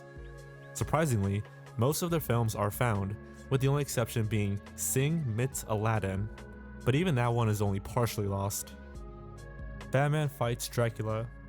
Considered one of the most sought after Asian films of all time, Batman Fights Dracula is noteworthy for having very little known about it, besides the standard stuff like the crew and cast. Oh yeah, I It was goddamn, released in 1967 I keep and features talking a about mad fighting that scientist one boy, and I don't who, know. after being thwarted by the fighting Cape one boy. Crusader time and time again, decides to resurrect Dracula to fight Batman for revenge. Super Smash Bros. Slamfest 99. Back in 1999, Nintendo held an event called Slamfest 99, which showcased Mario, Yoshi, Pikachu, and Donkey Kong battling in a boxing ring. Although many photos were salvaged thanks to the Wayback Machine, no footage of the event currently exists. What is the thing that Banjo summoned boss? 3. I forgot the name. At the end of Banjo-Tooie, Gruntilda hints at a sequel game known as Banjo 3. It is believed that this game would have been for the GameCube, Xbox, and Xbox 360. And a tech demo of Space Roll 2000 called Banjo 3 Let's set up exists. watch. Sadly, the game never went far into development Perfect than and was one of scrapped the and replaced ever with Banjo-Kazooie Nuts and Bolts. No effect again. Aaron Ralston's video diary. On April 26, 2003, Aaron Ralston, a mountaineer, was climbing down Blue Jaw Canyon in Utah. During this event, the boulder that he was using to support his weight dislodged and crushed his wrist against the canyon wall. For the next couple of days, he would record a series of videos for his friends and family, under the assumption that he was going to die. Fortunately, he survived, but only after going to extreme lengths to survive, such as amputating his own arm. His story was the inspiration for the film 127 Hours, and his video diary is mostly lost.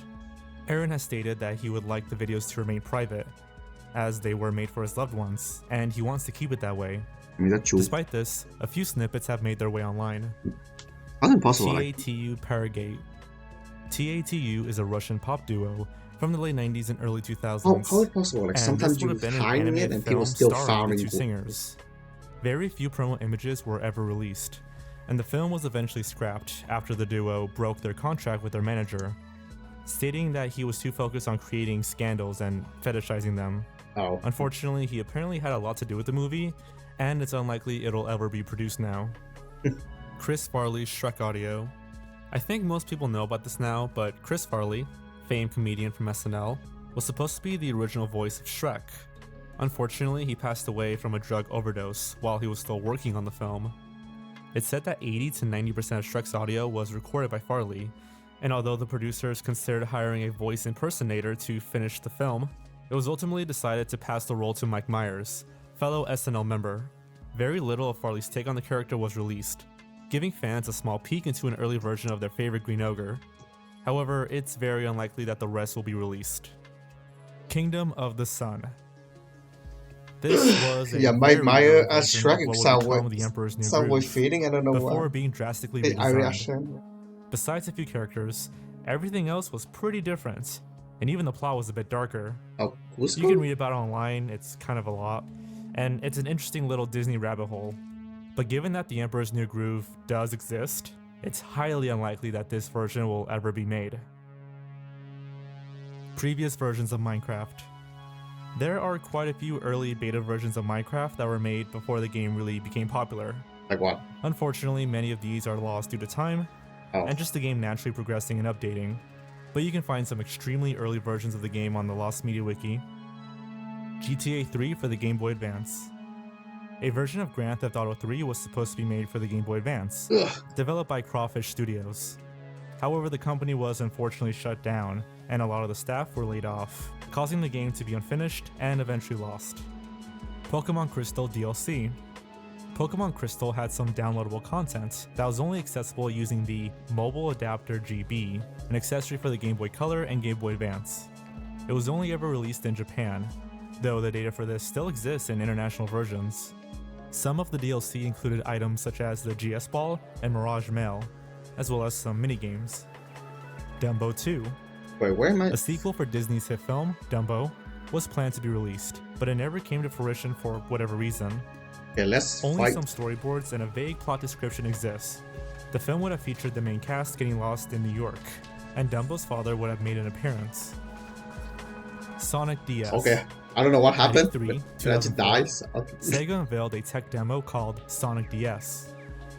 The demo showed Sonic running through a level, with the player being able to control Sonic's speed with the DS stylus. It's unknown if this was meant to be developed into a full game, as nothing ever really came out of it. I don't know what happened, but I just died instantly. Chicken Little 2. A sequel was planned for the Disney film Chicken Little, but never made it that far into development. The plot involved Chicken Little finding himself in a love triangle between the ugly duckling Abby and a new character named Rafaela. The film was never made, possibly due to Chicken Little receiving mixed reviews, and only storyboards currently exist. Betty Boop and Popeye's sex tape. Recounted in an article by animation historian Jim Hill, the story goes that Max Fleischer, the creator I of don't both think I can kill characters, surprised animators at a two, celebration party yes. for their new studio Yeah. with an animation.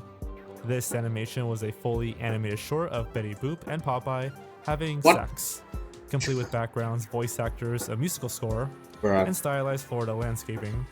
It was then said to have been locked away forever in a vault. I mean, I'm not To this surprised. day, no evidence of the short's existence has surfaced. Superman 1933. Though many cite Superman's debut as being his 1938 appearance in the first issue in Action Comics, he had actually appeared in two separate short stories prior. The first was a comic titled The Reign of Superman, in which the character debuted as a villain. In 1933, however, the creators began first toying with the idea of making him a hero. However, shortly after completing the comic, they were dropped by the publishing company. Unable to catch the eye of other publications, in a fit of rage, the comic was burned out of shame, with only the cover surviving. It's unknown if any copies of the full issue exist today. Many comic historians have tried to secure copies Yeah, of the short but story, consider but put to no police effect success. until you are stronger, basically. That's it. A Death in the Family, alternate version. In 1988, DC Comics infamously published a series of comics in which the Joker successfully kills Jason Todd, Batman's second Robin. At the end of an issue in the series, A Death in the Family, a call line was included for fans to vote on whether or not Robin should survive. This implies that some alternate issue may have existed, and the off chance fans voted for Robin to live. Evidence of the alternate Jason Lives issue does exist, with one page having been completed and the other sketched. Roro-chan, 1999. On November 24th, 2013, a 14-year-old Japanese live streamer named Roro-chan, 1999, What? committed suicide after jumping off her Oh. 13th floor apartment balcony. It was said to have been Goodness. instigated by chat, telling her she would fulfill her dreams of becoming a legend if she did so. The entire incident was streamed and archived, though it was briefly lost, until revitalized interest led to the footage being re-uploaded. The Shining deleted scenes. Considered by some as one of the greatest films of all time, I always it's no hate surprise that the film has people deleted using scenes. other people for their Unlike most own deleted good. scenes, however, one of them actually made it to the premiere. At the end of the film, there was originally an epilogue in which Danny and Wendy are recovering from the assault. After premiering in Los Angeles and New York, Kubrick ordered for the scenes to be cut. Apart from the script and a handful of Polaroid photos, the scene remains lost to the public. The Mask 2. Given that The Mask was a box office success, spawning several tie-in series, comic books, and other spin-offs, it's unsurprising that talks of a sequel began. Even being advertised in a contest in Nintendo Power, The Mask 2 was on track to being greenlit until Jim Carrey turned the role down. Even after being offered $10 million, he noted that he disliked playing the same character twice. This led to whatever was completed for the sequel to be scrapped. Dude, he make 3S Ventura, no PlayStation way. All-Stars DLC. He doesn't like to play the PlayStation same All-Stars character is essentially the Super Smash Bros. Equivalent for the PlayStation. Unfortunately, all DLC, or downloadable content, characters for the game were cancelled mid-production during 2013, including several highly requested characters, including Darts from The Legend of Dragoon. Despite social media campaigns for the material to be released, none of the characters saw the light of day, with most never even being officially announced. Heartbeat in the Brain. In 1978, a documentary known as Heartbeat in the Brain screened at the Sudam Gallery in New York. The film, directed by Amanda Felding, showed Felding herself drilling a hole in her head using a dentist's drill. Supposedly, at least one audience member fainted while watching it. Although the film was screened again in 2011, it has never surfaced online, aside I from a missed few it. clips. I actually despawned it.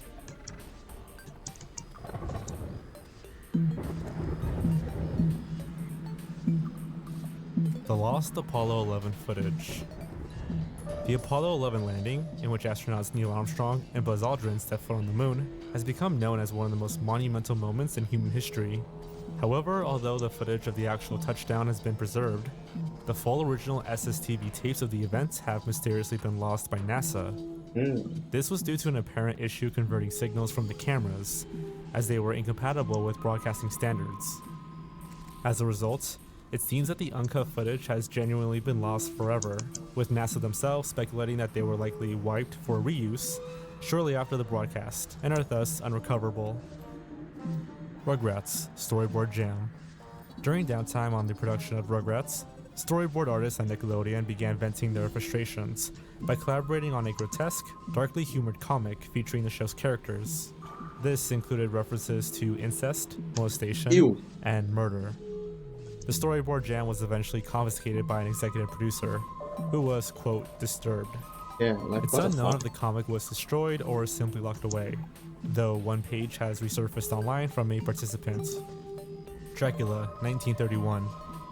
In original screenings of 1931's Dracula, an epilogue by Edward Van Sloan was included, of the actor directly speaking to the audience. The epilogue was eventually cut when it was reissued in 1936 to avoid controversy from religious groups. Though some footage and audio have surfaced, Why is throughout various religious group behind-the-scenes worry about the documentaries, movie? the full It's not epilogue has real. escaped Oh my release. god, it's so... The Land Before Time uncensored version.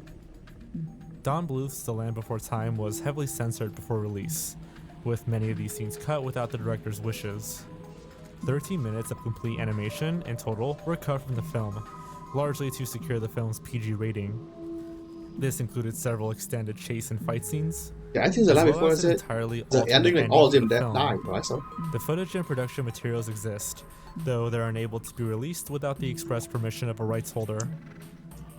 El Hombre Lobo. I think the iceberg image is referring to Nights of the Werewolf, a supposed 1968 horror film. It was said to have been filmed in Paris before the director died in a car crash the week after its completion. The issue is that this supposed director may not have existed. No record for the name René Govar has been found, and all details relating to Nights of the Werewolf originate from one man, named Paul Naschy. It's speculated he may have invented the film to boost his early resume. However, one supposed still has surfaced, though it's possible Naschy could have faked it to boost his credibility. South Park, episode 200 and 201, uncensored. In South Park's controversial 200th and 201st episodes, they tackled the issue of broadcast censorship head-on, alluding to the Prophet Muhammad after facing previous backlash for depicting him. The episodes were heavily censored before airing. and have been denied re-release on streaming services. One of these included an ending damn. monologue regarding the effectiveness of violence, which in the TV broadcast was entirely censored. Originally thought to be a meta joke, the original audio was leaked after a hacker downloaded the original file from the servers of South Park's website. Conker's Bad Fur Day, the alternate version. What's the Rare's Conker's alternate Bad Fur version? Day, released in 1999, was notorious at the time for how raunchy and offensive its humor was. However, prior to 1999, the game was intended to be another family-friendly IP, known No as way. 12 Tales, Conker 64. After receiving criticism for making another kid-friendly 3D platformer, the game was redesigned for a mature audience. A Right. prototype build of the original game has since surfaced, showcasing what the game was like before development shifted gears. Mean Girls DS. Developed by 505 Games, Mean Girls was a tie-in game for the 2004 comedy film of the same name. Intended for the Nintendo DS, it was scheduled for release in 2010, though for unknown reasons, never saw the light of day. The game was described in reviews as a Puzzle Quest ripoff, though the ESRB stated it was a text-based adventure game. Neither of these descriptions matched surface screenshots, however, which instead illustrated as a simple series of minigames. Though They're the just studio trash. is aware of interest in the game, they've been unable to provide further information for a variety of copyright reasons, and consequently the game has yet to resurface. Osama bin Laden's body photos. Upon the raid that led to Osama bin Laden's death, a series of photos documenting his body's condition were taken in Afghanistan before it was thrown into the ocean. Because the body itself was thrown into the ocean to prevent martyrdom, it's perhaps unsurprising the photos of his corpse have remained unpublished as well. Though some photos purport to be from the incident, these have all been debunked as fake. SpongeBob Invader Pants Krabs' Army. During the 9th season of SpongeBob SquarePants, an episode with the segments SpongeBob Invader Pants and Krabs' Army canceled during production. It's unknown what these episodes entailed, though they apparently never made it past storyboards. An image has surfaced of the storyboards for SpongeBob Invader Pants, though they are largely unlegible. Life Sucks. Life Sucks is the title Oh, of the what's the intended laser? 7th episode of Ren and Stimpy's adult party cartoon. Considered by those who worked on the episode as the best Ren and Stimpy episode ever, it's centered around pessimistic and nihilistic philosophy. The episode Some had of- been some of the storyboarded, video- though due to low ratings, the entire show is cancelled. Like some of the lost me prematurely now ending understandable because of the fact The that it's full like way too synopsis much as remains a unseen, TV with only a accent. few Yeah, early storyboards surfacing online. easy, you know. The death of Don Brancheau. In 2010, Hold on. SeaWorld trainer Don Brancheau was tragically killed by the largest orca whale the zoo had. A perfectionist, she would always record her performances to help herself figure out how to improve. As a result, her graphic death was captured on camera, including when the whale refused to let go of her mutilated limbs. Ew. The incident was documented in the film Blackfish, which actually shows footage. However, it cuts right before her death.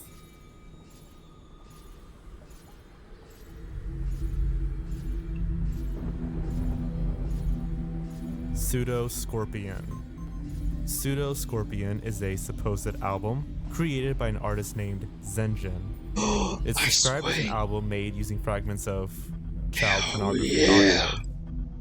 No other information on Zenjin can be found online, and due to its disgusting nature, it will likely Yeah, I plan to remain guess it. lost. I'm on, you know.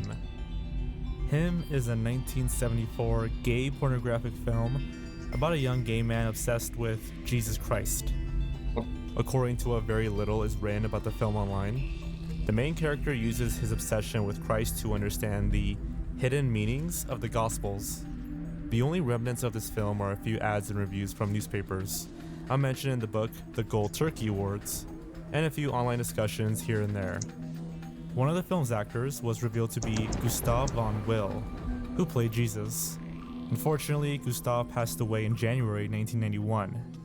His IMDb page contains no other works besides him. The Butcher. In 2019, a post was made onto r/tip of my tongue about a supposed film that aired on Nickelodeon. The film was described as using real bones from animals, such as cats, dogs, and birds.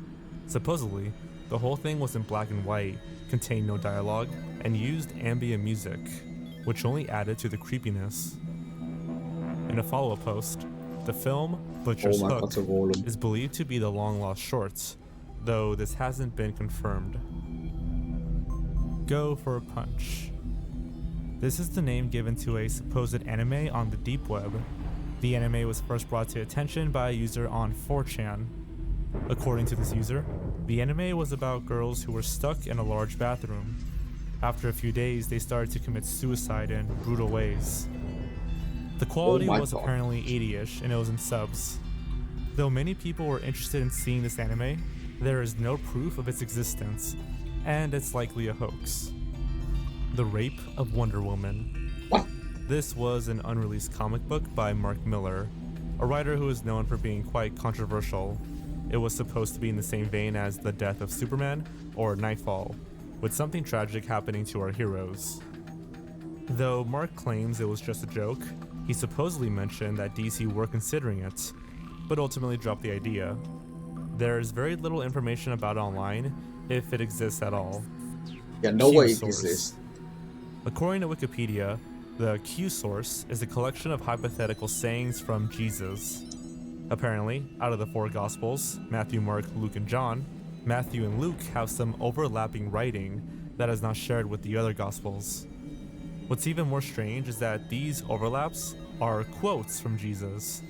The theory is that Matthew and Luke got these quotes from a different source, No, hence no, no, no, the no. Q source, which is of course lost. Mm. I'm not an expert in religious studies at all, so if anyone knows more about this, I'd love to read more in the comments.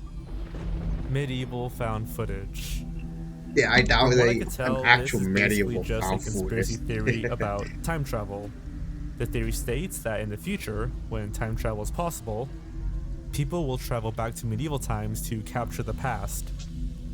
There's apparently videos, or at least one, on YouTube right now claiming to be from medieval times. And who knows if there's more out there. I guess they haven't happened yet. All lost media has always been on the internet. I guess this implies that pieces of lost media can exist online with no one knowing. Who's to say that him or the Apollo 11 tapes aren't already online but under a different name or something? We'd never know. What if people don't know like this certain media and lost media or not? Alrighty, and that is the lost media iceberg. It was a lot, but it was fun to go over, and I sort of had a trip down memory lane talking about these things again. Right now I'm just going to give my thoughts on the iceberg, completely unscripted. And if you're new to lost media, it should be pretty fascinating. But if you know your stuff, this iceberg is kind of all over the place. Yeah. I mean, one level is just a bunch of murder and suicide and stuff like that. And then below it, we just get back to talking about SpongeBob and Sonic, and I'm not sure if this iceberg is ranked on how dark the media itself is or how obscure it is, which are kind of different. I think it's a mix between the two, but there are definitely some things that I would switch around. No disrespect to the people who made it. The lost media scene over there is just different than over here. Like Go for a Punch, I'm assuming isn't talked about as much in the Spanish side of the lost media community as it is over here. But yeah, I guess that's the point of the iceberg. And this was fun to make. It wasn't I had to super wait until editing morning intensive. because I kind of wanted to take a break, but still with do something. snowstorm, it's gonna be And I so felt like, hot. hey, How this to should be the defend perfect myself? video for now, since I'm a little, I was a little burnt out after the Finders video. But I'm doing better, I'm good, and I'm gonna get back into it. Hope you guys enjoyed this one. I'm curious to see how it does. And Not a yeah, werewolf though. thanks some for reason. watching. Bye.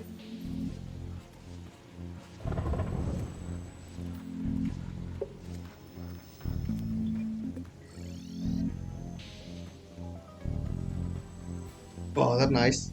That is a nice video to watch. Wait, the scariest PSA. I wonder if they're still using PSA in like is it day and age. Public service announcements, or PSAs, are ads meant to raise public awareness of a certain issue. Due to their often serious nature and bleak tone, and the fact that many were shown in schools and on television, it's no surprise that many children growing up were terrified of PSAs. Personally, the Pee Wee Herman crack cocaine one scarred me as a kid. Everybody wants to be cool. But doing it with crack isn't just wrong. It could be dead wrong. That's so fucking scary. Commercials are rarely archived or sold through home media, so many of these haunting PSAs have become lost over time. Thankfully, the Lost Commercials Foundation has made an effort to search for some of this 300 missing damage. content. While they've yielded many finds, a handful of cases have gone cold. So today, we're going over the scariest lost PSAs.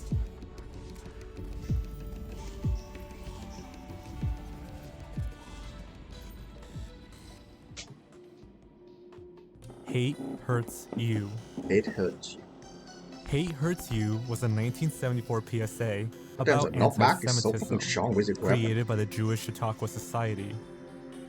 Descriptions of the ad claimed that it featured a man walking towards the viewer, becoming angrier and angrier the closer he got. Finally, in a sinister voice, he proclaims, quote, "Hate is an acid that corrodes, a poison that erodes your body, mind, and soul. So when you hate, who do you hurt the most? Yourself. Hate hurts you." The PSA ends with the man's head exploding, What? and a voiceover that yells, "Hate hurts you." Understandably, the ad terrified many children of the 70s, and in the following decade, a shortened version was released by the same company. The music was changed, and the dialogue was trimmed to appear less scary. But the damage was done, and the PSA was reportedly pulled off the air. Thankfully, the shortened version is fully available on YouTube. Oh. You hate. Who do you hurt the most? Hate hurts you. But many of the comments expressed a desire to see the original unaltered 70s version, which has remained lost ever since. Quote, "The one I remember that played in the early 80s was more sinister. Scary, no music, just a man stomping angrier and angrier towards the camera to the slow beat of the word hate, hate, hate. Anyone have that version? Would like to see the earlier version again. It was longer and better. I scoured the internet a few years ago to no avail. I guess the Jewish Chautauqua Society disappeared and took it with them." Oh, the whoop. Remnants of this PSA can still be found online. By using the Wayback Machine on the Jewish Chautauqua's webpage, we can find a quick mention of the PSA. There's also this article from the New York Times, which briefly mentions it. Suffice it to say, the obscurity and age of Hate Hurts You made it incredibly challenging to find. But in early 2023, a user on Reddit claimed to have recovered the lost PSA. They had supposedly located a copy of the longer 30-second version on a 16mm reel and were working on getting it converted. While many were excited about the news, no updates have been given since. Where's the fence? Que sera sera. In 2021, a Reddit user named Anonymous Redditor made a post to the non-murder mystery subreddit in which he detailed the lost, frightening PSA. Quote, "When I was a kid, I saw this creepy advert on TV. I only ever saw it once, and ever since I saw it, I always wondered what it was trying to advertise and who made it. What I remember, the advertisement starts off with a home video of a young girl running around in a field of daisies, and maybe blowing on a dandelion. Her mother might also be sitting on the grass with the girl. The footage is quite old and potentially in black and white. It is similar to the Daisy adverts from 1964, but not it. Over the top, the song Whatever Will Be by Doris Day is playing. There is then a picture of the little girl, which slowly morphs into a woman as she grows up.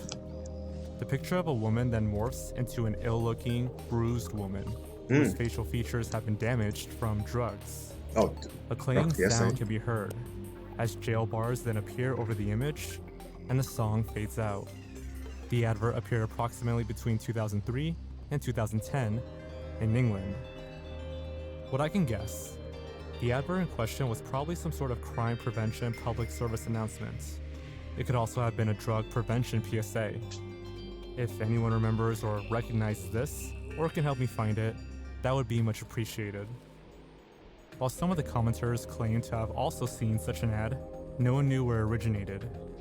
One comment, however, was of interest. Quote, "I remember it vividly, if that helps. It was definitely a PSA. Can't remember for what, and I think it got pulled pretty quickly. Must have been between 2003 and 2006. Though because I wasn't in the UK between 2006 and 2009, But I and I cannot remember grab. being young and very confused. I need ice It was top. terrifying.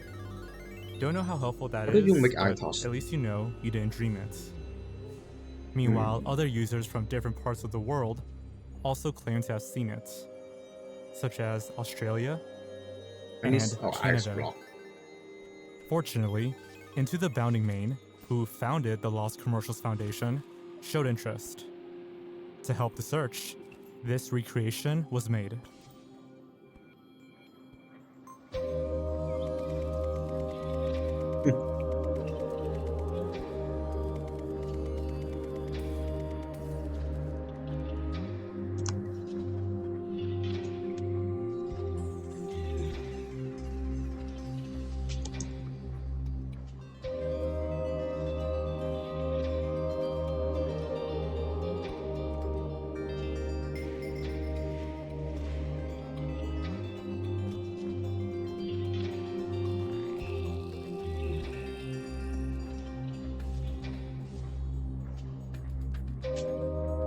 It looked like a PSA more, yeah, you know, like the like drug prevention ad rather than.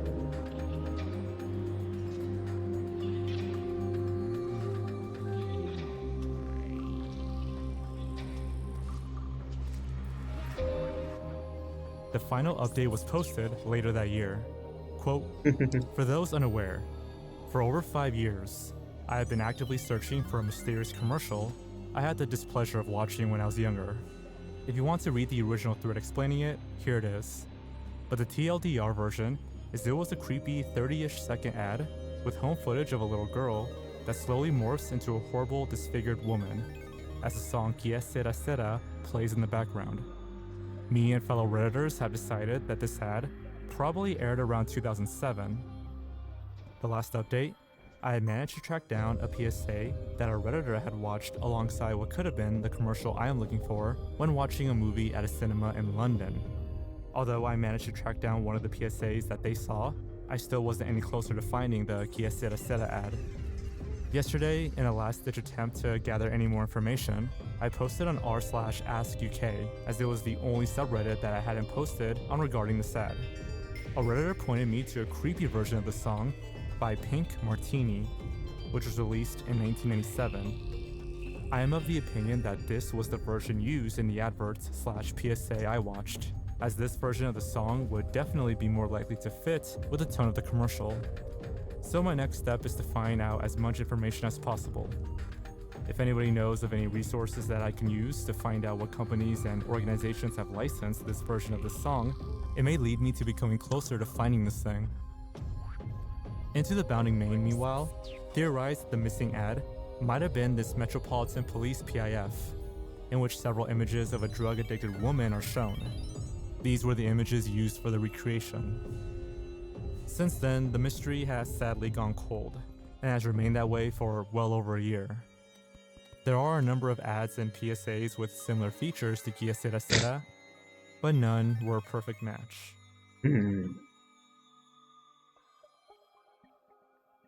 Before we move forward, I want to give a quick thanks to today's sponsor, Manscaped, the global brand for men's grooming and hygiene products. I've talked to Skin for sponsoring this. It read, I remember seeing a creepy PSA named Key to Heaven, or something along those lines. Key to Heaven, it's like the heaven code. From my memory, the video went like this. A kid and his mother are on a boat, on a large pond/lake, with trees and vegetation surrounding them. The kid turns to his mother and asks her something. But when the camera turns to the mother, she looks like a demon/monster who responds with something. The kid tries to hug the mother, but then she shoves his head in the water and attempts to drown him. What the?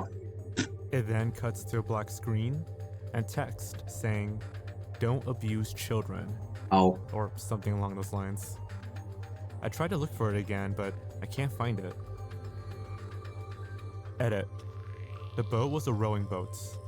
The kid was also asking the mother a question, to which she responded to. Despite being the mother, the monster thing had a masculine voice, which also sounded like a dying camel/llama, and acted kind to the child before attempting to drown him. I misremembered the end, I think. Instead of the screen cutting to black, it just zoomed out, showing a long shot of the mother drowning the boy while on a rocking boat, with an anti-child abuse message overlaid on top. how's Other that? names I Kind searched of up wild. were Walk to Heaven, Door to Heaven, Key to Hell, etc. Although I didn't find the video I was looking for, these names might be it, instead of Key to Heaven. The OP later clarified that they saw the video on Oh, damn YouTube it. sometime around 2011. While the post received little attention, one comment stood out amongst the rest. It was a user who saw a similar ad in the late 90s from Brazil. Quote, "The one I watched has this boy and his dad, and they're waiting on a bus station.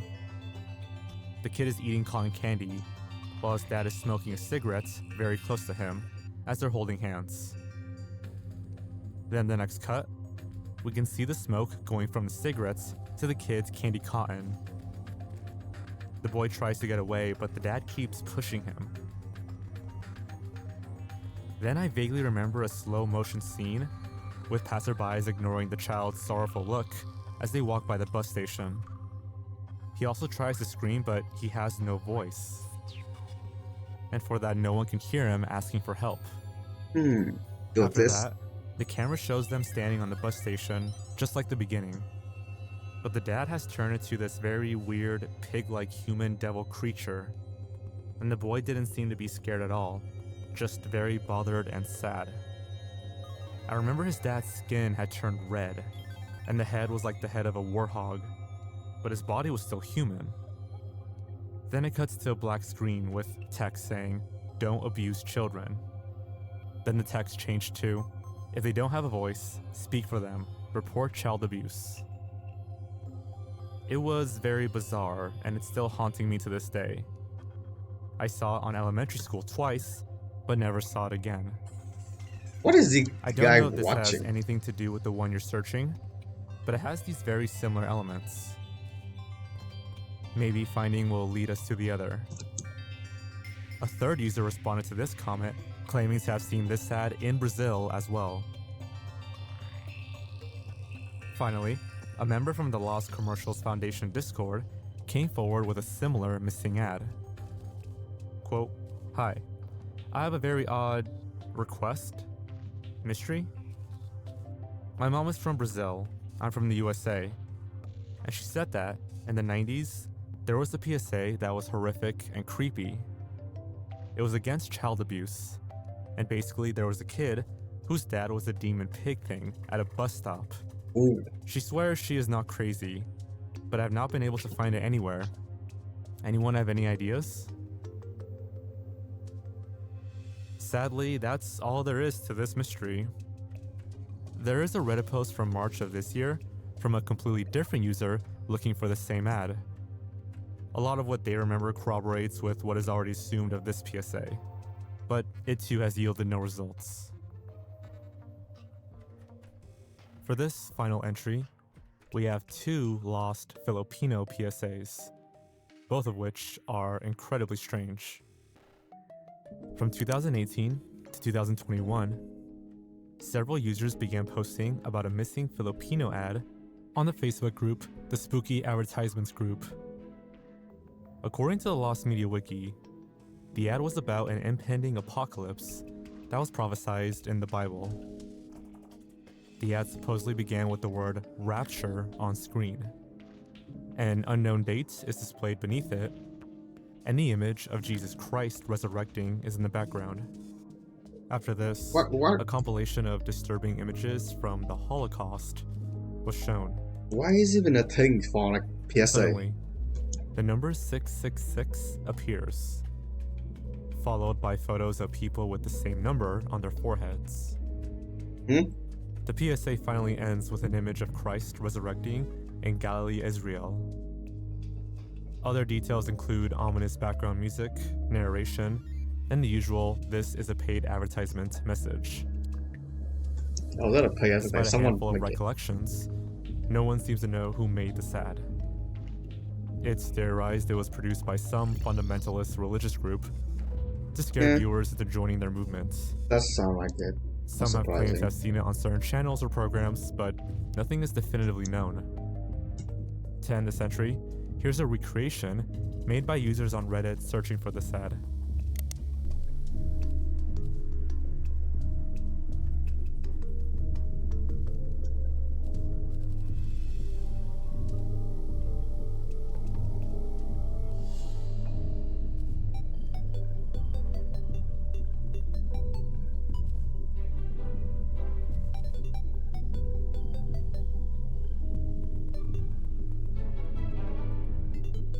Next is another lost Filipino PSA, known by the community as Shabu, though the ad's official title remains unknown. Shabu presents an anti-drug message, as the term shabu in itself is slang for the stimulant drug methamphetamine. Various online users recall it airing in the late 1980s and well into the 1990s, This should be possibly enough, airing yeah. as early as Oh, yeah, that's 1986 or 1987. The original post from 2018, when translated, roughly reads, quote, "I remember a scary anti-drug PSA that was exclusively aired at IBC 13 in the late 80s. In a plain black background, there is a styrofoam figure of a human being that is slowly melting because it is stepped on by acid. At the end of the ad, the word Shabu, all caps, bold and white font, appeared on top of the melted styrofoam figure, followed by loud, creepy background music. Various mentions would follow within this group.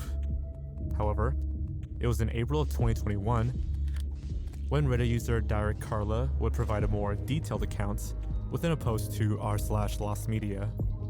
Quote, "Hello, I am from the Philippines. I would like to ask assistance about locating a Shabu PSA that was shown in IBC 13. It was commonly shown around 6 p.m. as a commercial. The premise, as I remember, is a white human-shaped figure was shown, and is slowly dissolved from a liquid dropping from above. The background is black and white star-shaped spots, and as the figure finally dissolved, the word Shabu was shown above it. No voiceover, but an eerie sound in the background. This is the only drug-related PSA that was shown in the Philippines TV, and it was not shown again. Maybe this is because it's scary for kids and adults. Any help is greatly appreciated." The Shabu PSA remains completely lost, with even its existence not fully confirmed, though different recreations of the ad have been posted on the Internet Archive, as well as the Spooky Advertisements Facebook group.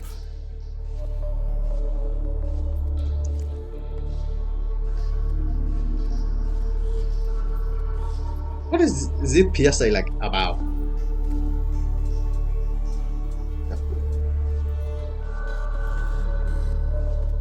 Until then, Shabu, as well as all the other ads mentioned in this video, will remain a mystery. Thanks for watching, and I'll see you guys next time. Take care.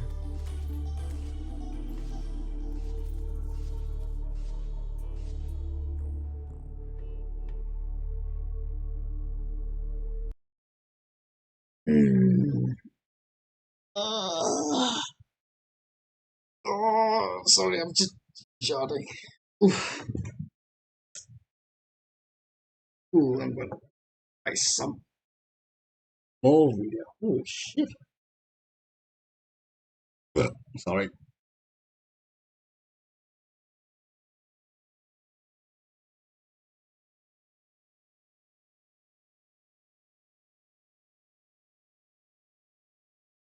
disturbing, not recording of real event.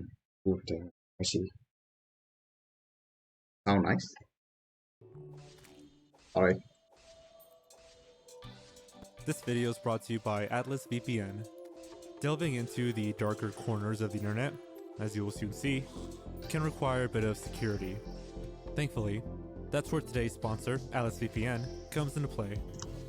With over 6 million users all across the globe, Atlas VPN is one of the best tools on the market.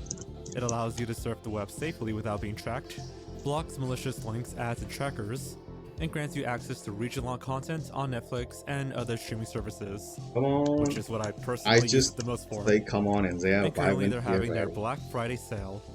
Atlas VPN is currently only $1.49 a month, plus 6 extra months. Protect your privacy and get loads of extra benefits by clicking the link in my description. But be quick, because this is a limited time offer. Again, click the link in the description below, or go to get.atlasvpn.com/blameItonGeorge to take advantage of their Black Friday deal. That's $1.49 a month, plus 6 extra months. Thanks to Atlas VPN for sponsoring this video.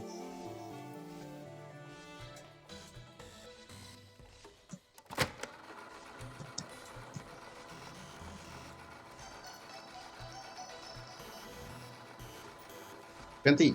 11. Oh. Siegfried and Roy were a pair of German-born magicians and entertainers who were once major household names. They performed in Las Vegas between 1967 and 2003, and during their peak, they were probably the two most famous magicians on the planet. Their shows involved making elephants disappear, tigers balancing on flaming disco balls, lions jumping through hoops, lots of danger and jeopardy, lots of close calls, and lots of potentially life-ending acts.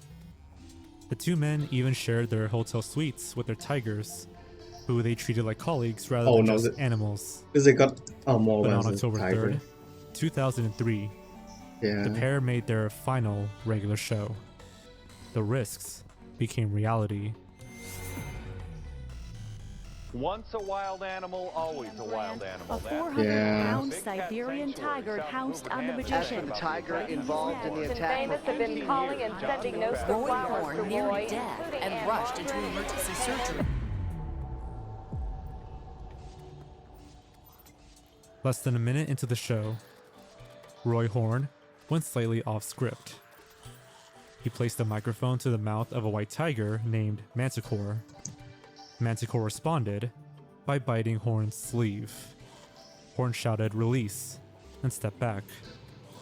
Manticore then bit Horn's neck and dragged him off stage. What? Horn's spine was severed. He lost a huge amount of blood, he had a stroke, and his movement and verbal skills were permanently altered. The show was stopped, the tour was cancelled, and Roy Horn's life was changed forever. Later, Roy Horn claimed Manticore knew he was having a stroke and had accidentally injured Horn while dragging him off stage in an attempt to save his life. I got a stroke when I fell down, and I seen his blue eyes still looking at me. I thought, now what happened? So he did what every cat do when she has a litter. He picked me up by the neck and put him me to the side before you know Like he a was mother safe. with a cub. Oh yeah, he took care of me. No one seems sure if this is a sincere claim, or if Horn was just trying to explain away the event. But in Horn's defense, if the tiger had wanted to kill him, it could have simply killed him. Yeah. Whatever the case, Horn kept living with Manticore until the tiger died in 2014. Since then, both Siegfried and Roy have also died. The now infamous Manticore attack was recorded by the Mirage, the Las Vegas venue hosting the show, but they never released the footage. And they I don't probably think the never tiger will. actually wanted to kill him. The incident, but the hotel has steadfastly refused to release it. There are many strange theories Yeah. about the attack. The two most commonly accepted theories are that Manticore was spooked by the Yeah. slight off-script moment, or Freak that Manticore accident. realized Horn was having a stroke. But more unusual suggestions are that someone might have drugged Horn or the tiger, or that a jealous Siegfried somehow planned the attack. Documentaries and podcasts have been made about the incident, but because both Siegfried and Roy are now dead, we'll probably never learn much more about it. Yep. And although people have searched, we'll probably never see the footage. I believe the This one tiger is most likely lost accident forever. kill. No way that if the accident attack, no, if the tiger want to kill, he gonna die longer. Like honestly, but it's a tiger, so. Okay. The Swell Season are a folk rock duo made up of Irish musician Glenn Hansard and Czech musician Marketa Irglova. They're most well known for being the main stars of the 2007 Irish movie Once, about two struggling musicians. One of their songs, Falling Slowly, which featured on the movie soundtrack, won the 2007 Academy Award for Best Original Song. Hansard and Irglova also appeared in the 2009 Simpsons episode In the Name of the Grandfather, which was set in Ireland. So the Swell Season are a pretty big name. But on August 19th, 2010, the band became famous for something else. Uh-oh. During one of their California concerts, a fan named Michael Edward Pickles climbed onto a rooftop 3 stories above the stage. He jumped off the roof, onto the stage, and to his death. He landed just a short distance away from Glenn Hansard. The concert was stopped, and on-site paramedics attempted CPR for 30 minutes. But Pickles was pronounced dead, and it later emerged he was on bail for threatening to kill both himself and his girlfriend a few months earlier. So he's just mentally insane. Around 2,000 people were at the concert. You can find online footage of both before and after the suicide, but no public footage exists of the suicide itself. So he's committed suicide at instead least of one fighting? concertgoer claims they have footage, it's never been released. And due to the gravity of the situation, that's probably for the best.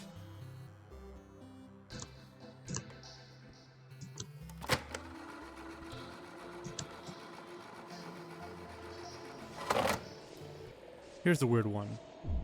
This massive collection of strange missing media might not even exist.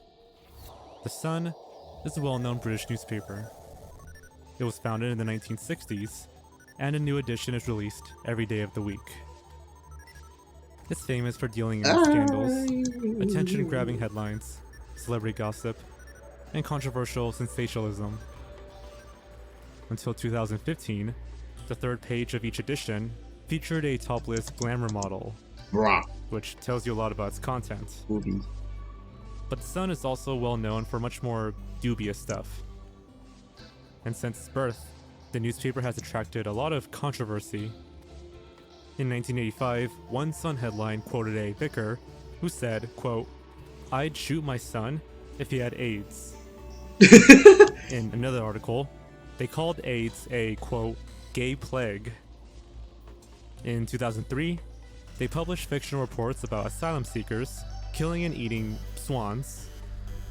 What? And in another headline, the newspaper claimed singer and comedian Freddie Starr once ate his girlfriend's hamster. They also once published a piece claiming that 1 in 5 British Muslims had sympathy for ISIS. Many other articles have featured both true and untrue stories about the sex lives of celebrities and other public figures. But I believe the Sun is just fake. Like, So no the way team is at the it Sun weird. like making controversial claims. Yeah. And they don't always publish truthful stuff. But they might have an even bigger collection of shocking stories. Some people believe the Sun team have a secret vault of hidden material. The origin of this belief comes from a famous court case. In this court case, Ben O'Driscoll, the ex-deputy editor of the newspaper, described the existence of a bigger-than-the-average human safe, claiming it held over 30 years' worth of withheld information. These revelations were made in the long-running aftermath of a phone hacking scandal surrounding another British newspaper, the News of the World. In the aftermath of the scandal, Ben O'Driscoll and 5 others were on trial for charges related to corruption and bribery. During these phone hacking corruption revelations, exists in the everywhere. public learned the News of the World team had illegally hacked into many private phones, including, most famously, the phone of murdered teenager Millie Dowler. Other targets had included Steve Coogan, Wayne Rooney, Boris Johnson, the British royal family, the relatives of dead British soldiers, the relatives of victims of the London 7/7 bombings, and the mother of Sarah Payne, a 7-year-old girl who had been murdered by a Shadow Flame Knight pedophile. គិតមានអាឡែទូ During all of the lengthy phone hacking fallout, the Sun and its staff were yet again dragged into some controversy. I like it weapon In one of the many court cases that followed, Benno Disco claimed that the 7-foot safe was, quote, full of 30 years of stories that are confidential, and said, quote, what's in there is quite eye-popping, I have to say. He claimed it contained information about celebrities and members of British Parliament, saying, quote, if you were to publish everything in that safe, I think the Sun's circulation figures would go upwards. Despite these courtroom claims, no one really knows if this safe, or the Black Museum, which some people prefer to call it, really exists. And if it does really exist, no one seems to know what's inside. Does it exist? But there has been plenty not of 100% I believe speculation. this maybe Some some people of have guessed them it might include secret information about the British royal family. Others Other think royal it could family, include I details don't on believe it. child sexual allegations, Ooh. similar to the cases surrounding Jimmy Savile and Rolf Harris. Others think it simply includes mundane stories, for dry days when the Sun doesn't have I anything guess Shadow interesting Flame to blow publish. blow. So does the Sun's safe even really exist? And if it does, what does it really include? Why hasn't its contents been revealed? Hey, Goblin Could they Warrior. be used Another for warrior, blackmail? Goblin Warrior. Or are they too controversial for Is public there no consumption? other a Goblin tip? For now, Is we there haven't Goblin seen this collection of Archer? lost media, Eon. and because it might not exist, maybe we never will.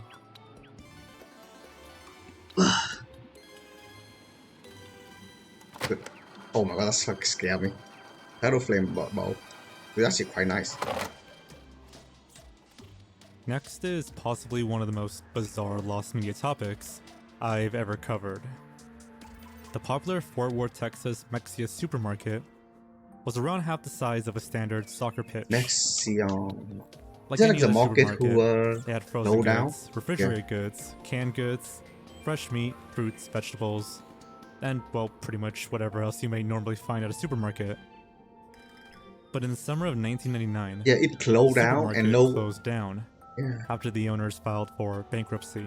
and no one took care of it. And All it just pretty died. normal, and companies file for bankruptcy very often. But 3 months after the Mexia supermarket was closed and abandoned, city officials realized it had been really abandoned, with no plan and no disposal. Yeah. Instead of giving the leftover food to a charity or another business, the owners had simply locked the door, left everything behind, and returned to Laos. And an extremely biohazardous environment had been created. Meat and fish spoiled. Fruits and vegetables began to rot. Dairy products went sour, and their rotting ingredients forced their packaging to explode. Flies, cockroaches, rats, and mice, and other animals and insects started to enter the building.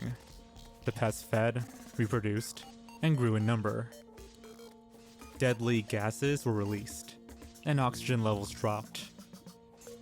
Locals began complaining about a horrible smell.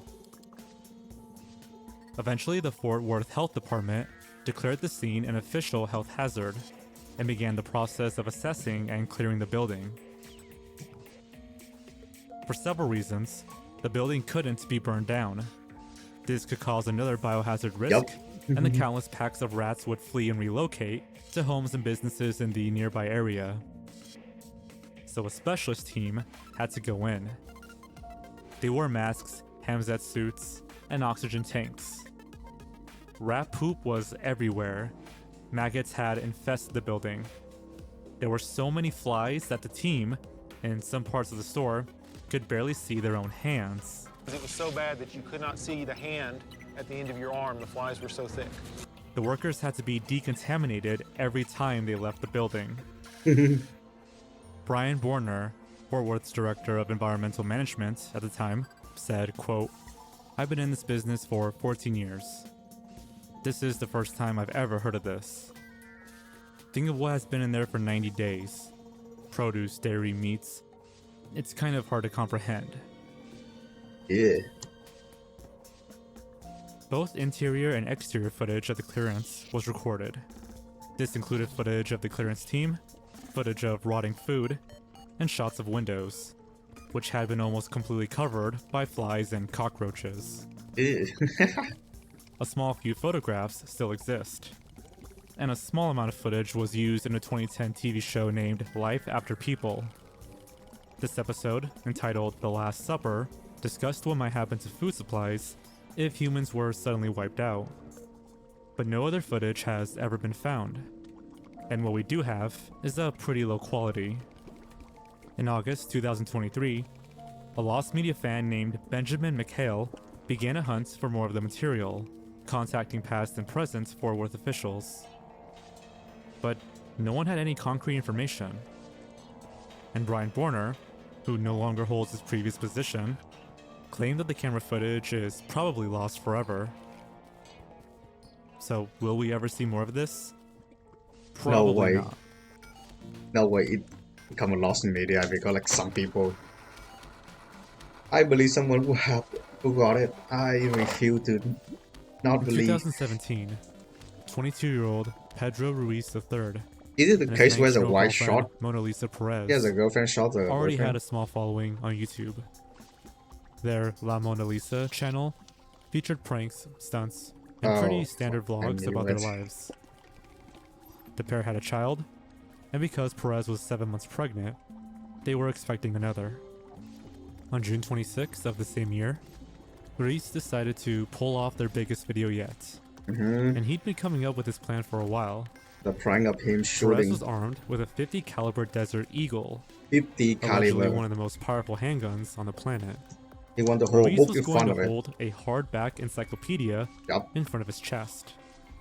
Thinking Perez he would would then stop pull it. the trigger, hoping to hit the encyclopedia, and therefore avoid shooting her boyfriend. The encyclopedia had "Please hit here" written on it, with an arrow pointing to some crosshairs. The pair hoped Perez would successfully hit the encyclopedia, which would stop the bullet and save Ruiz's life. On the day of the stunt, the pair posted on Twitter, claiming they were going to make, quote, one of the most dangerous videos ever. The video would be the first recording for their new channel, Damn It Boy, which was set to feature many dangerous stunts. In a video recorded on the day of the stunt, Ruiz chatted to the camera, explaining his idea. In one part of the video, he says, "So if I'm gonna die, I'm pretty much ready to go to heaven right now. If I die, I'll be ready for Jesus. He probably won't accept me into the pearly gates because how stupid this is, but I have confidence that my girlfriend will hit the book and not me. In the same It hit video, the he book, but it says, went quote, through the book. I may fail, but It if I 50 fail, I'm cow. gonna die trying. It 50. It's We're all not gonna 2 die milli. anyways." But not all of the footage from that day has been released. That's And in the 22. transcript of the unreleased footage, it's clear Perez doesn't want to carry through the stunt. She says, quote, "Babe, I'm not doing this. I can't." But Ruiz replies, quote, "As long as you hit the book, you'll be fine. Come on." And so they carried on with the stunt. Perez aimed at the book and pulled the trigger. And as Ruiz hoped, Perez did hit the book. But the bullet went through the book and into Ruiz's chest. So this is 50 cal. killing him. This is 50 cal, not 22. Not 9 milli, not. Perez immediately called 911. Yeah. But Ruiz couldn't be saved, and he died at the scene. Perez was charged with second-degree manslaughter and sentenced to 180 days in jail. Although authorities released the footage Ruiz and Perez captured before the incident, they didn't release the footage of the incident itself, or the footage of its aftermath. And because the only recordings ever made were those filmed by Ruiz and Perez, it's very unlikely we'll ever see this piece of lost media. Stay safe, thanks for watching, and I'll see you guys next time. Take care.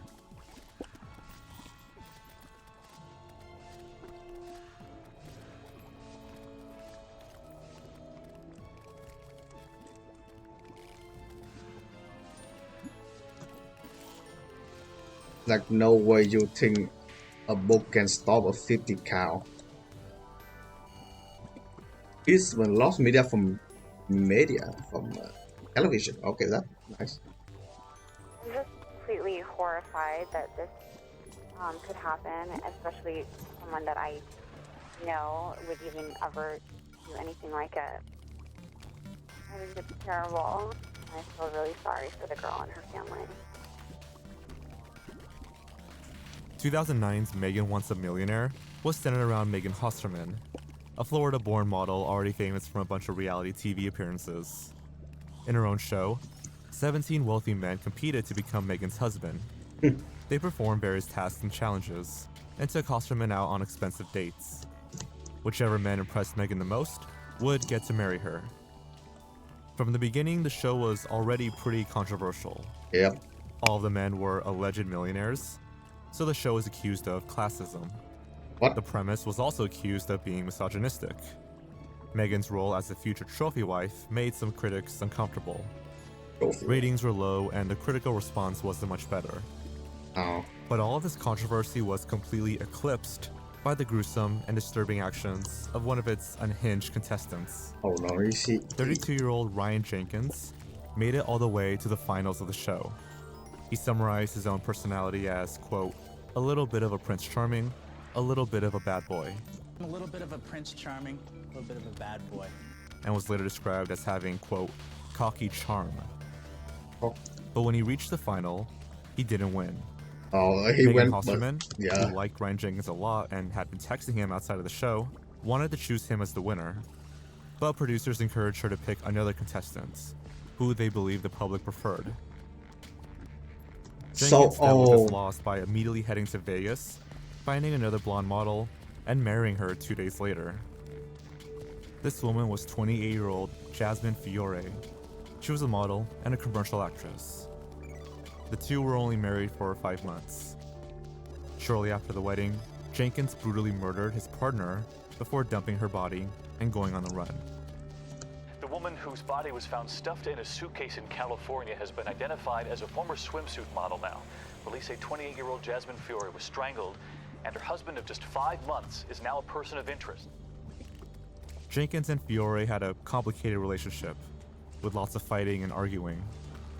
Jenkins was very controlling and abusive, and was very jealous of Fiore's relationships with her ex-partners. Yeah, not surprising. 3 months after they got married, Jenkins was charged with battery constituting domestic violence. Yikes. And it's alleged that there was much more physical abuse. But things swiftly became a lot worse. 5 months after Fiore and Jenkins got married, on August 14th, 2009, the two were seen at a San Diego nightclub in the early hours of the morning. And Fiore was never seen alive again. Oh no, so they killed her. A little over 24 hours later, her body was discovered in an alley in Buena Park, California, around a 90-minute drive from where she was last seen.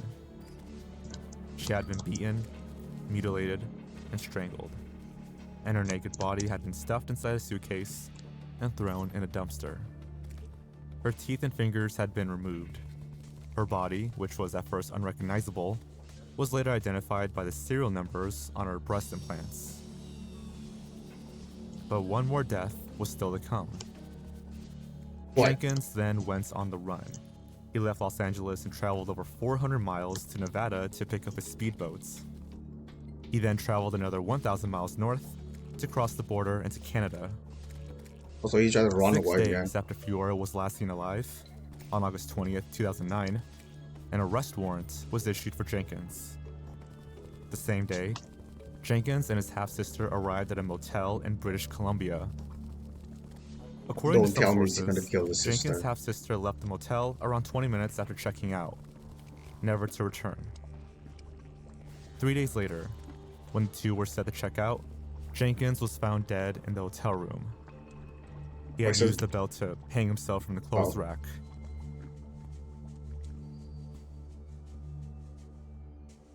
And so that brings us back to Megan Wants a Millionaire, and back to Lost Media.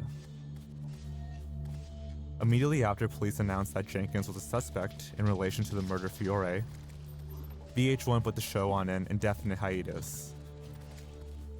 The show had a total of 6 episodes. Oh my god, that's so The funny. first 3 had aired, Yeah. but the other 3 never did.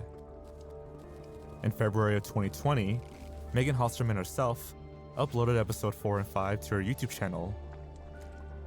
The 6th episode still remains lost, and it might never resurface. Yep, that episode probably like Also cancelled was the 3rd you know. season of I Love Money, another reality TV show. Also due to air on VH1, the show featured mental and physical challenges, stars from other reality TV shows, and a big cash prize of $250,000. Filming on this 3rd season had wrapped, and, in a weird twist, Ryan Jenkins had been crowned the winner. The 3rd season of I Love Money was due to air in January 2010. But after the deaths of Fiora and Jenkins, it was understandably cancelled. It's now another piece of lost media. This controversy had a huge effect on the reality TV industry. These days, producers vet potential contestants much more carefully and pay close attention to aftercare. Mark Cronin, co-founder of the production company behind Megan Wants a Millionaire, has since commented on the controversy.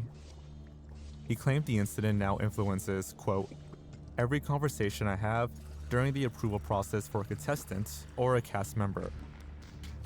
And according to some, producers across reality TV are becoming more and more cautious every year, which of course is only a good thing. We don't know if we'll ever see the 6th episode of Megan Wants a Millionaire, but chances are we probably never will. It's 50-50. Like I understand. It's better to vet people now because if you actually hire some crazy ass people on TV and you know you accidentally show something. Video, I went through a pretty bad burnout. That strained my mental health a bit. Yeah. I'm better now, but that's why I'm excited to talk about BetterHelp. BetterHelp is a platform designed to make therapy and struggles calm. The Dick Cavett Show wasn't just one show. Instead, it was the title of several different talk shows, all aired during different periods and on many different channels. These shows had one thing in common. They were all hosted by Dick Cavett, a mega famous TV personality, sort of like the David Letterman of his time. In total, his shows ran for almost 30 years, and he and his team produced hundreds of episodes. But in 1971, a now infamous episode was recorded. Filmed in front of a live studio audience. That episode still hasn't been publicly released, and it probably never will. On a June episode that year, Dick Cavett's guests were New York Post columnist Pete Hamill and 72-year-old health guru Jerome Rodell, who had founded a health and wellness publishing company. This company, Rodell Inc., is still well known for producing world-famous magazines like Men's Health, Women's Health, and Runner's World. All pretty ironic given what happens next. During his interview, Rodell repeatedly discussed how healthy he felt, joking, quote, "I'm in such good health that I fell down a long flight of stairs yesterday, and I laughed all the way." He also proclaimed, quote, "I've decided to live to be 100, and, quote, I never felt better in my life." After finishing his interview with Cavett, Rodell then sat beside Pete Hamill. Why nurse here? Soon after, Rodell's Did I head put a fell nurse back. here? His mouth fell open, his face went pale, and he began making a snoring sound. Oh, there's no door now. He had died of a heart attack. Exactly what happened next is contested. Some sources claim Cavett jokingly said, quote, "Are we boring you, Mr. Rodell?" But Cavett has always contested this claim, saying he can't remember making that joke. The commonly accepted version of events, and the one Cavett tells, is that he and Hamill quickly realized something was wrong, and Cavett asked if there was a doctor present in the audience. The audience, at first, thought it was a joke, assuming the events were part of some prearranged prank. But it wasn't. Rodell was dead. According to Cavett, Rodell was a funny and quirky guy. In another later interview, Cavett claimed to have the whole recording, including the now famous death, recorded on tape. Weirdly, Cavett says he's often approached by 61. people who claim to have seen the 71 episode on that- TV. That's a main huge And when he difference, tells them it was never shown on TV, But they seem you actually confused. swing faster now, and we got a Yet set. another strange example of the Melon, curious retail, Mandela set, fuck. effect. The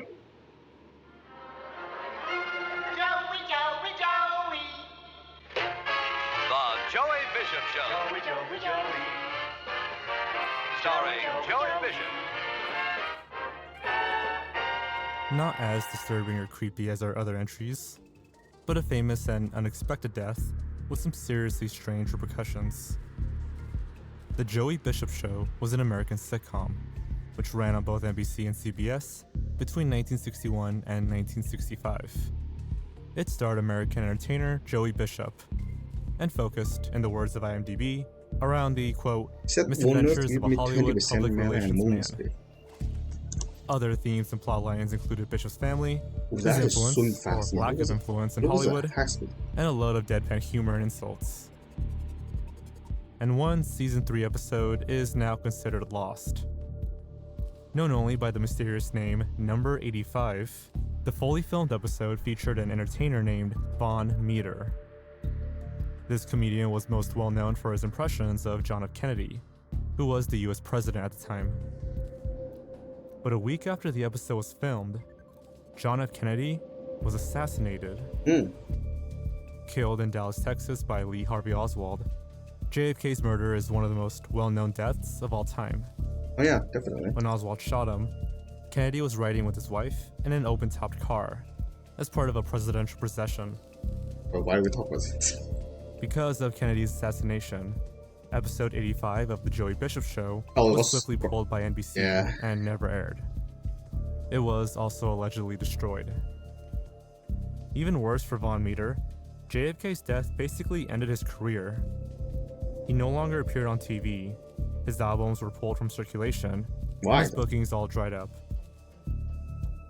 Meter had been so massively typecast that no one wanted to hire the guy for any other roles, even though he was a multi-talented man with music, comedy, and acting skills. Calling himself, quote, a living reminder of tragedy, Meter then struggled with alcohol and drugs before having a religious awakening and reinventing himself as a club singer. He died in 2004 at the age of 68. And that brings us back to the Joey Bishop Show. Why? Given the unfortunate timing and rumors of destruction, Dude, it's so dumb. the episode will likely His- remain lost. His entire Forever. career got ruined because he do a JFK performance. Like, The popular show Unsolved Mysteries has been broadcast on many different channels and platforms, it's so dumb. and you probably know the version that currently airs on Netflix. Though it's had some pretty big gaps in its run, the show has been airing since 1987, and over 600 episodes have been produced. It features segments on missing people, unsolved murders, unusual mysteries, UFO abductions, paranormal activity, and other related cases. But Yeah, in curse enemy. 2002, Yeah, look at it. one of its fully The produced more segments curse you was never have, publicly the more released. enemy spawn. I actually like the more On enemy June spawn 13th, more because of this 2001, shit. 51-year-old Dallas elementary school teacher Sharon Eugenia Davis went missing. Unsolved Mysteries produced a segment on the case, and that segment was due to air in the spring after her disappearance. But before the airing date, Sharon's longtime husband Ron Davis, who had already repeatedly declined the team's request for an interview, forcibly asked producers not to release the segment. And so it went unreleased, and it is now considered lost. Maybe the segment is locked up in some vault somewhere, or maybe it's simply gone forever. Whatever the case, prepare to meet the guiltiest seeming not guilty man you've ever seen. The morning Sharon Eugenia Davis went missing, she dropped her daughter Autumn at a bus depot between 7 and 7:30 a.m. Autumn was setting off to work at her summer job for the day. Later in the morning, Sharon was due to attend a training session for a teaching job, but she never arrived, and she was never seen again. 5 days after her disappearance, investigators found Sharon's vehicle in the parking lot of a fitness center where she was a frequent visitor. This parking lot sat less than a 15-minute walk from where Sharon and Ron lived. One of the vehicle's windows had been broken. It had been wiped clean of fingerprints, and according to staff, the vehicle had been parked there since the day after Sharon's disappearance. And aside from those details, little else is known about what happened to Sharon and where she or her body might be. And pretty much all suspicion points in the direction of her husband, Ron Davis. Potion. Ron has repeatedly refused to help with investigations. He hasn't cooperated with media, investigators, or even his own family. What? On the evening of Sharon's disappearance, the couple's college-age kids, Autumn and Ronnie, both asked Ron to contact the police. He refused and didn't file an official missing persons report until around 24 hours after she went missing. He then refused to talk to authorities for the first 3 weeks of their investigations, and has repeatedly discouraged media outlets from discussing the case. The first time Ron spoke to police, he made them wait for 2.5 hours outside of his home. One of his first questions in this initial interview was, quote, "Am I a suspect?" And for reasons that aren't quite clear, he recorded the entire conversation. He didn't offer an alibi in that interview, and hasn't offered an alibi since. Later in investigations, Ron Davis was asked to take a polygraph test. Put her here. Because he was unwilling to take the test, he told police he would only do so if the questions were given to him in advance. This is a machine that he knew that they wouldn't agree to his terms, and so the polygraph test never took place. Ron told investigators that Sharon took between $10,000 and $25,000 from their home before disappearing, but he refused to show officers the place where he claimed the money had been stashed in his home. When they asked to see the location, he simply told them, quote, "That's none of your business." Oh, this is like a hot. Ron has refused to explain his whereabouts during the time his wife disappeared, and has offered several different explanations for where Sharon might be. His various explanations have included claims that she left voluntarily, How do you activate it? experienced a psychotic episode, got involved with drug dealers, or checked herself into a psychiatric facility. Now neither Autumn nor Ron speak to their father, and they continue to believe that Ron caused their mother's disappearance. Autumn has told reporters, quote, "I think he knows exactly what's going on." Yeah, sorry, talking. While Ronnie, when asked about his father and mother, stated, quote, "I think she's dead, unfortunately, and he's still hiding something." What? Okay, I took. Ron, so it seems, continues to claim Sharon left of her own free will, and that she is alive and well. No sources claim Ron ever expressed panic over Sharon's well-being or whereabouts, and he never appeared publicly to display his concern. Let's grab the action. I In one want letter to a to Dallas Observer, upgrade my weapon he with claimed, quote, "The most logical explanation for her not contacting our children is that she is not taking her daily medication." But at the time of her disappearance, Sharon, according to many sources, wasn't taking any regular mental health medication. And there's no sign she'd ever suffered from any form of serious mental illness. reflect the shit. Oh no, I need to kill. So why exactly didn't Ron Davis want this segment of Unsolved Mysteries to air? Is it because he's guilty? Because the show might have implied his guilt? Okay, Or no, because he so might know now I something didn't he hear- can't or won't admit? Either way, this now lost episode of Unsolved Mysteries will probably never be seen. If you have any information about the case, please contact the Dallas Police Department. All tips and leads are appreciated. So nice. I actually like the star above mod now.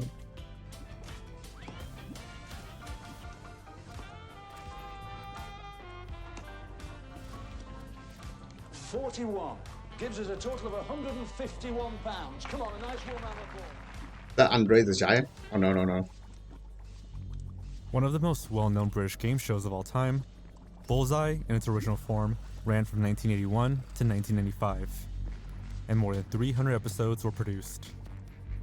Originally hosted by comedian Jim Bowen, the darts-based show involved quiz questions, catchphrases, professional and amateur dart players, a weird bowl-shaped mascot, and loads of silly jokes. At its peak, it attracted up to 20 million viewers per episode. On May 28, 1989, a now infamous episode, and now partially lost episode, was recorded. It featured a contestant named John William Cooper, who had already murdered 2 people when the recording took place. Wait, Before he police on the could run? catch him, he would go on to commit many more crimes. When the episode aired, it all seemed pretty normal, and it didn't include anything unusual or notable. In the small amounts of footage we still have, Cooper competes, chats, and laughs. He also talks about his passion for scuba diving, which Bowen refers to as an unusual hobby. But under that apparently normal surface, Cooper was a sinister and dangerous character. A serial killer and sex offender, the judge later described the man as being guilty of evil wickedness. And the story of Cooper goes way beyond Bullseye. John William Cooper was born on September 3rd, 1944. He lived in the small Welsh town of Milford Haven with his wife and 2 children. In 1979, he won £94,000 in a UK newspaper competition, a sum of money now worth the equivalent of over $500,000. Oh, I got Hello Key. Nice. Or I can almost go back to the dungeon and get it. $650,000. But he swiftly drank and gambled most of the money away, giving very little of it to his family. When the money ran dry, he needed a way to maintain his lifestyle. He turned to robberies and burglaries, breaking into a large number of homes with the help of a balaclava and a sawn-off shotgun. He typically targeted large homes inhabited by single women. Oh, In 1998, 9 years after the Bullseye episode was filmed, John Cooper was arrested and charged in connection to 30 cases of robbery and burglary. He was caught after burglarizing the home of local teacher Shelia Clark. After Cooper tied her up, she managed to free herself and pressed the panic button in her home. After police arrested Cooper, they searched his property. They found the keys of more than 500 different houses, so he probably robbed many more homes than police could tie him to. They also found many stolen goods and mementos from the robberies he committed. He was sentenced to 14 years in prison, although he eventually served a little less time. But this was only the beginning.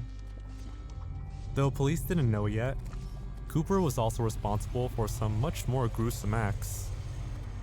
On December 22nd, 1985, Cooper had murdered brother and sister Richard and Helen Thomas before setting fire to their home. He lived less than a 15-minute walk from the scene of the crime and had broken into their home with the intention of burglarizing it. Well, they didn't He thought Helen would be home alone, but when Richard Thomas pulled up in his car, Cooper panicked and murdered them both. Afterward, he set fire to the house in an attempt to cover up his crimes.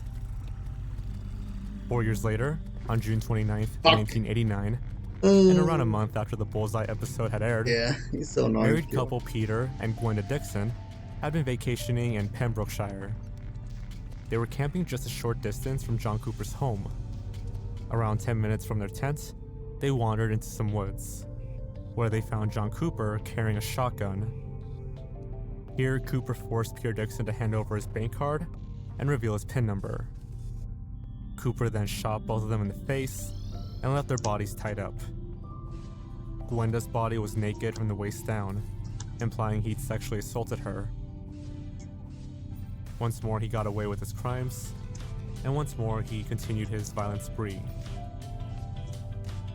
In March 1996, 7 years after Cooper killed the Dixons, 5 local teenagers had been wandering through some fields. It was becoming dark, and they were heading into the woods. Here, they met John Cooper, who was wearing a balaclava and carrying both a flashlight and a sawn-off shotgun. He raped a 16-year-old girl at knife point and sexually assaulted a 15-year-old girl. He then forced the kids to hand over whatever money they had. 2 years later, as we've covered, Cooper was arrested and charged for his burglaries. While in prison, he was interviewed in relation to the murders of all 4 people he killed. And because detectives thought he might be related to the crimes, he underwent 4 entire days of questioning. As part of the investigations, he was even assessed by the forensics team. The forensic They still results, doesn't and caught many him. others, matched John Cooper to the 4 murders and the sexual assaults of the 2 teenagers. Investigators found connections to clothes, guns, and more. And Cooper's habit of keeping trophies and mementos from his crimes was one of the reasons he was caught. He was arrested and charged in May 2009.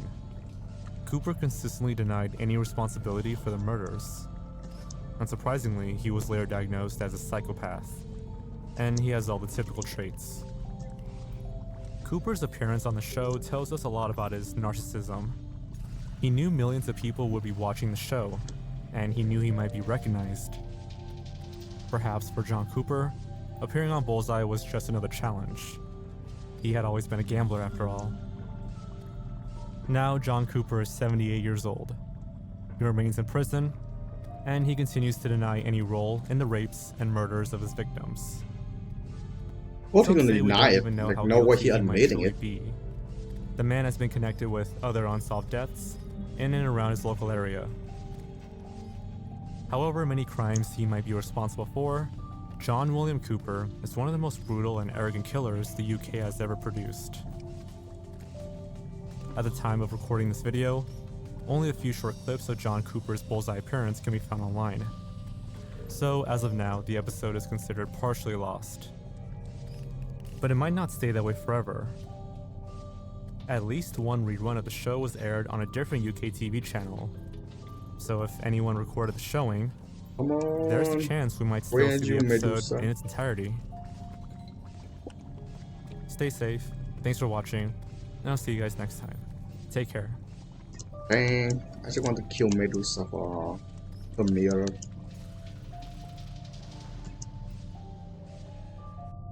Wow, that's quite heavy. Yeah.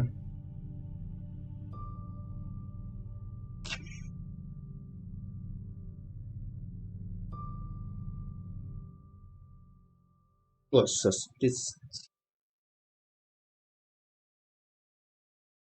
There are a lot of cases I want to watch. Yeah. I'm gonna watch a few more and I'm just gonna form until 6 p.m.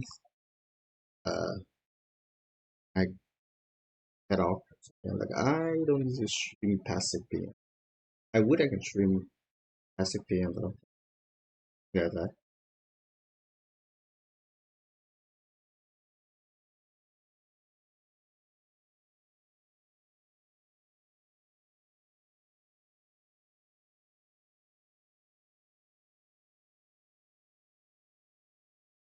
It's just a slow Saturday. Like relaxing. Not a fan of fire or screaming, streaming things. Yeah.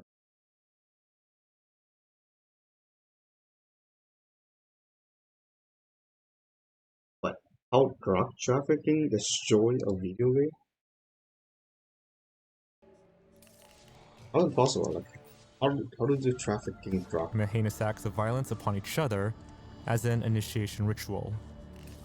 What? These methods are not a team battle royale game that is pretty much a mobile version of Fortnite. Or PUBG? The player controls one of 52 characters on an island and must collect weapons from nearby buildings. Whoever is the last one standing wins the round. On the surface, this game looks completely innocent, and it even has its own esports series. It is particularly popular in Latin America, however. Oh, Daniel Ahmed, the senior analyst of Nico Partners, cited it as the highest grossing game in Latin America in 2019. However, the game holds a sinister secret. It's no secret that Mexico has a drug cartel problem. These armed groups have been sowing terror and violence in the country for decades, playing out a war that seems to be never-ending.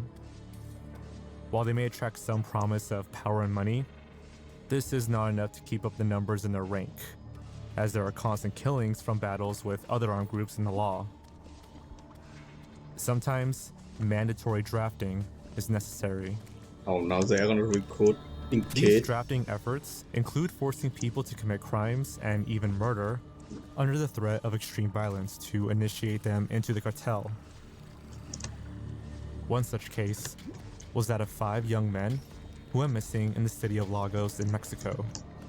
They had been kidnapped by the Jalisco cartel and were forced to commit heinous acts of violence upon each other as an initiation ritual.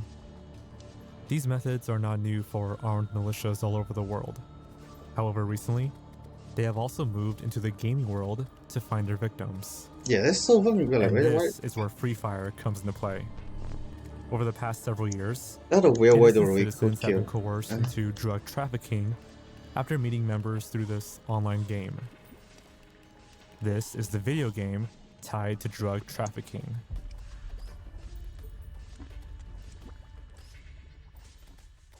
The Jalisco cartel is considered by the Mexican government the most dangerous criminal organization in the country, a title well received.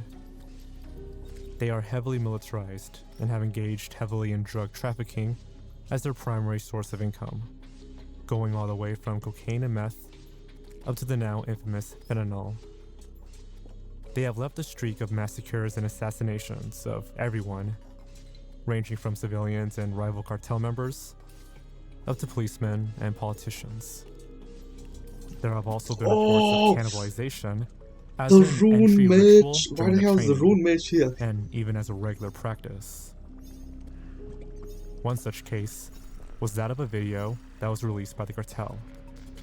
Several members are seen holding down a man, while another member violently rips out the victim's heart and forces him to eat it. The cartel members are laughing and chanting him on. In 2021, in the city of Oaxaca, Mexico, 4 children between the ages of 11 to 14 were recruited by the Jalisco cartel while playing Free Fire. Porque este fin de semana 4 niños de entre 11 y 14 años fueron rescatados tras sufrir un secuestro. Los menores fueron enganchados por un compañero con el que jugaban al videojuego Free Fire.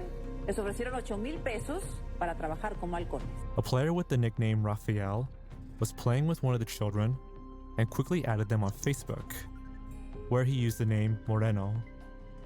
He would then request they move over to WhatsApp. This was probably done to clear up the message trail and to make sure the conversation was encrypted. There, he made the young child an offer that was difficult to refuse. He told him about a job where he would be paid over 4 times the Mexican minimum wage. The child, who lived in a city with over a 60% poverty rate, was quick to take him up on the offer, going so far as to invite 2 of his friends to join him. The job itself was monitoring radio frequencies to warn the cartel about the police. They would become the hawks for the cartel, or the halcones in Spanish. El Moreno would then instruct them to go to Monterrey. He picked them up in a taxi, alongside a 4th kid, gave them fake IDs, and moved them over to a house in a neighboring city. There they were held by 2 women who would take them to a bus terminal to leave to Monterrey to start working for the cartel.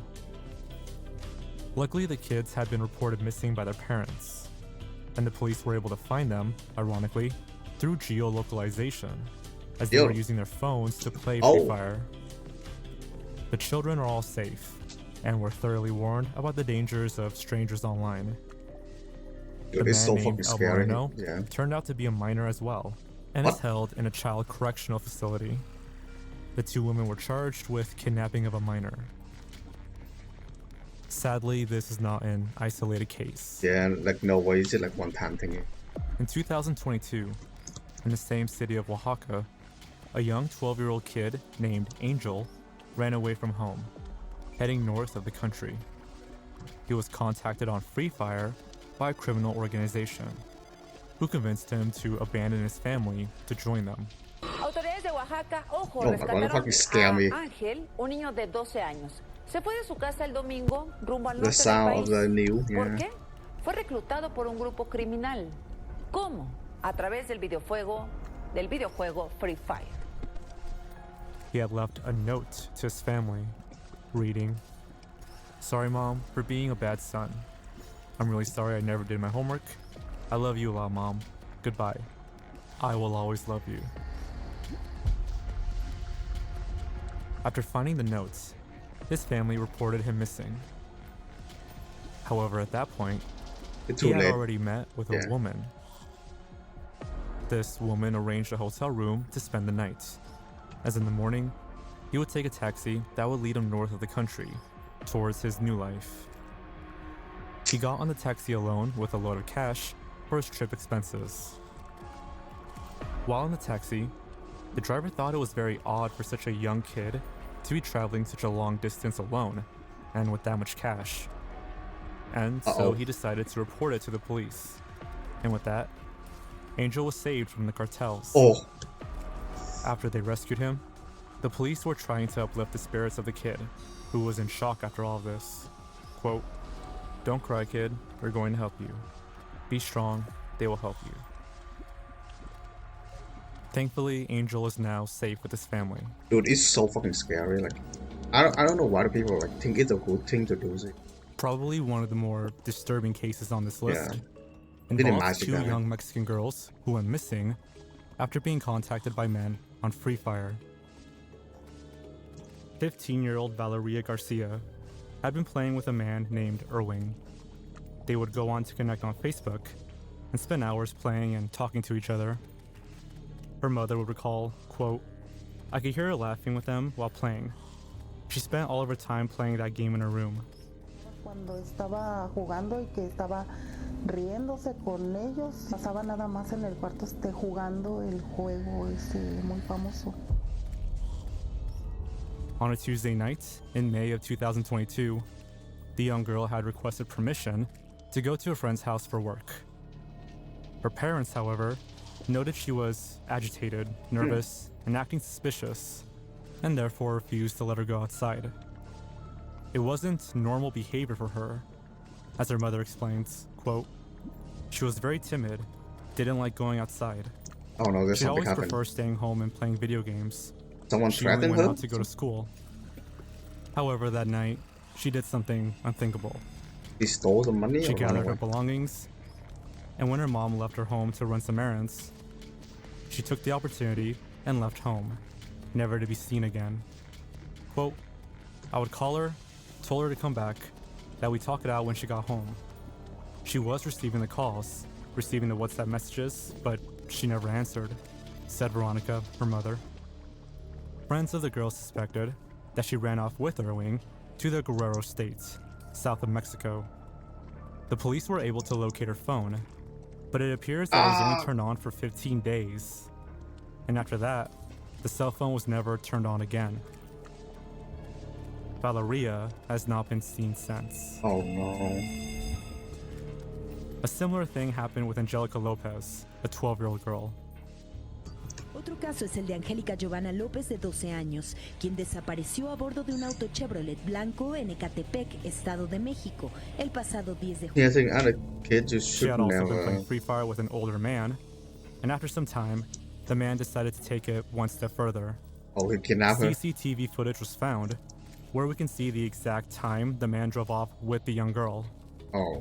A white Chevy is parked, and Angelica can be What? seen walking up to the car, seemingly very nervous. Dude, I understand kids are dumb, As she but gets like, near this the is car, way too the back fucking door much. on the Oh, driver's fucking side hell. opens up. I'm dead. She takes a step back in what looks like fear, and quickly, a man gets out of the car and grabs a hold of her.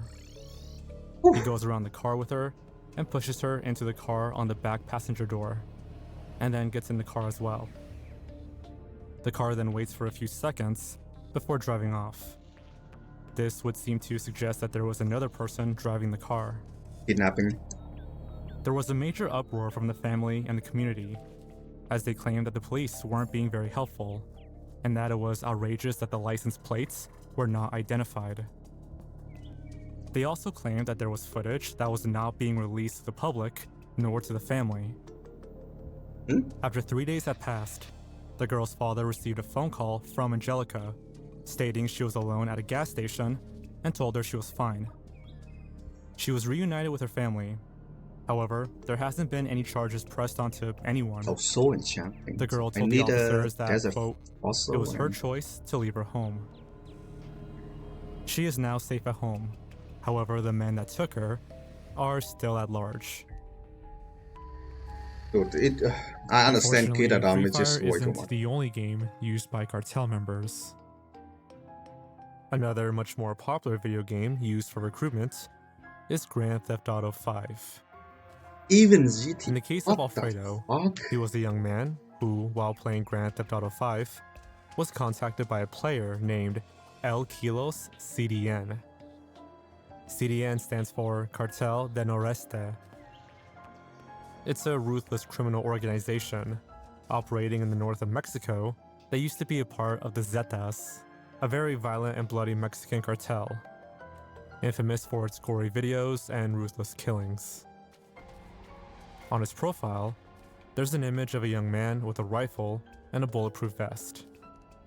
Yeah. Alfredo received an invitation from El Oh, Kilos adjustment. to an event with the Hell name, yeah. quote, Open Recruitment, CND Old School, 35th Battalion. We pay in dollars, stop living in the hood, and using the metro. It's your choice. A new car or the bus. We'll tell you how. Attention. Abstain lazy people, children, and judicial officers. Hail the company Cartel del Golfo.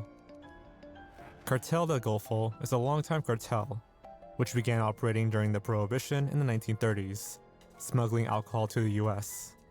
It has grown and remains one of the largest criminal organizations in Mexico. Alfredo was shocked about this, and took pictures of everything and reported it to the news. Who knows how many were actually involved in the event, and how many were recruited.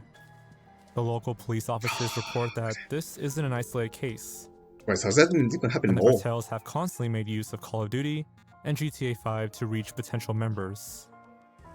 Even the president of Mexico has claimed that this is an ongoing effort by the cartels to use any means necessary to recruit young people, and that video games are one of their main tools. However, such cases aren't limited to just Mexico. Wait, it happened outside Mexico too? In 2021, 25-year-old Alyssa Navarro was playing GTA Online when she received a message from a man named George. They kept playing constantly and even moved their conversations over to Snapchat until they eventually met in person. During one of their conversations, George offered to pay her up to $2,000 for transporting electronics through the Mexican border. No. In That a sworn sound. statement, federal agents say she told them she was recruited to transport electronics from Phoenix to Mexico while she was playing Grand Theft Auto. And Yeah. was told she would be paid up to $2,000 for the trip. While to any normal person, it would seem odd to be paid such a large amount of money for a 2.5-hour drive from Phoenix to the Mexican border, it wasn't the case for Navarro, who gladly took up the job offer. Why though? So Navarro took a bus from Phoenix to Sonoita, Mexico, where she would be meeting George. When she arrived, a third man named Alfredo picked her up in a Jeep to go to dinner and discuss the details of the job.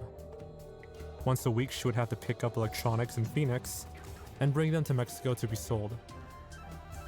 The next day, Alfredo gave her the keys to the Jeep and told her that it would be the vehicle she would be using to transport the goods. He gave her money and a very particular set of instructions. She would have to get gas at specific gas stations, constantly make sure the gas tank would always be full, and she would have to provide constant updates about her whereabouts. When she arrived at the Lukeville port of entry, the car was searched and over 130 pounds of liquid meth were found in the gas tank. Michelle Navarro from Phoenix. She was arrested at the Lukeville port of entry last November with nearly 130 pounds of liquid meth hidden in the car's gas tank. She was Why being used though? as a drug mule Yep. without her knowledge, or so she claimed. Cartels are taking on a new tactic to recruit smugglers using video games, the kind that might be in your home, to target teens and young adults for criminal activity. Federal I don't officers believe it. questioned the veracity of the story. Yeah, she definitely knew. Who could believe they would be paid such a large amount of money for what is basically a 2.5-hour drive? Navarro thought it was odd too, and was having doubts herself. but these only came to her after she was already on her way to Mexico. With the release of games such as Doom and Mortal Kombat, the controversy around video games and their influence grew to be a national fear. Senators were especially appalled by a game where a scantily clad woman is tortured. It is a sick, disgusting video game, in my judgment. It's an effort to trap and kill women. And it's one that, while scientifically disproven, is still part of national discourse around gaming. Dude, I hate it. I hate that one of the best ways to reach the hearts and minds of people is through entertainment. The old people don't understand video games. While there They has just been say much dumb talk shit. from politicians and activists, the US government hasn't shed away from using the media to their benefit. The US Department of Defense is very familiar with this concept, and has been trying to promote itself through the use of movies and even video games. America's Army was a video game created by the military to get young people interested in the life of a G.I. Joe. It was a free-to-play game, developed and published by the US Army, that set out to show the gaming community an experience akin to the popular shooters of the early 2000s, while also displaying what military training looked like, trying to give the military a good look in the eyes of early teens and young adults, and boost recruitment numbers for the military. Nowadays, the US Army has stopped developing video games, and instead chose to get into esports. They've even built several divisions to get gamers involved in the military lifestyle. While to some it may seem weird for the military to be recruiting people via video games, they are at least transparent about it. Still, the idea that playing a video game might influence someone's decision to take up a firearm and fight an armed conflict is a scary one. It's a power that can influence impressionable minds without much fear of being caught. Thanks for watching, stay safe, and I'll see you next time. Take care. Such a weird thing to do, you know. Well, it's a US military. Said, oh yeah, this game based on like the real created by the military to do, other than just hiding stuff like that. I guess so. It's kind of wild.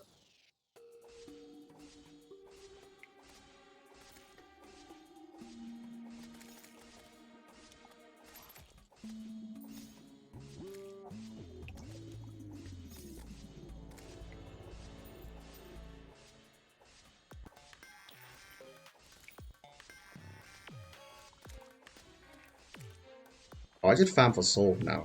Gold Knight. Like.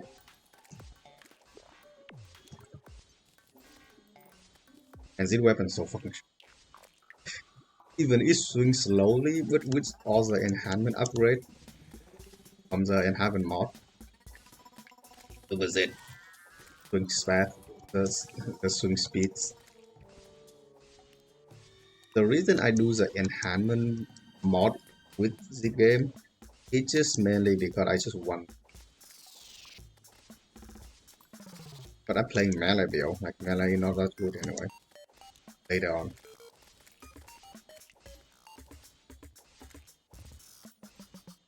So before hard mode, I don't think you can kill any boss with the current melee, like with melee weapon. You need Star Fury to pretty much kill like the Fire Flash again.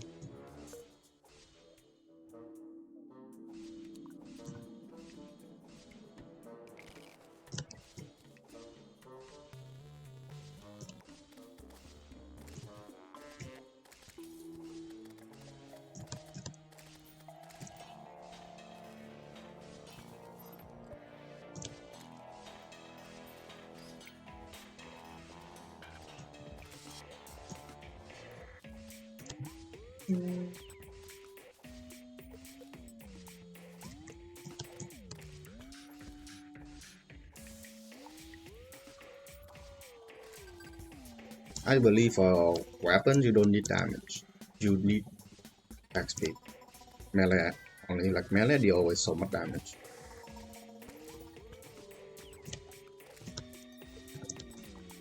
Look at it. How much damage a melee?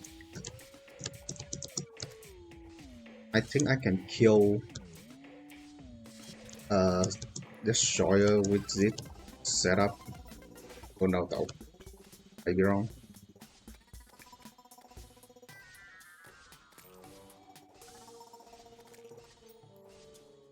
Definitely like really good.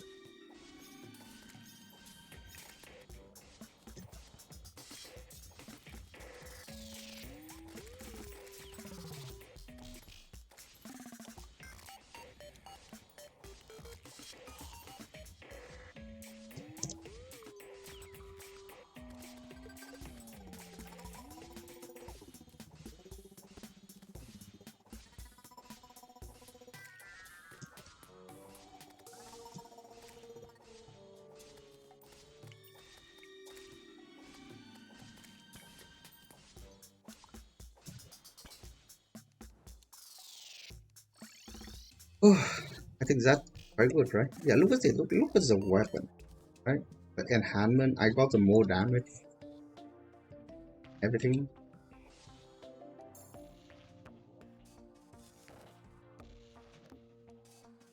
With all the buff.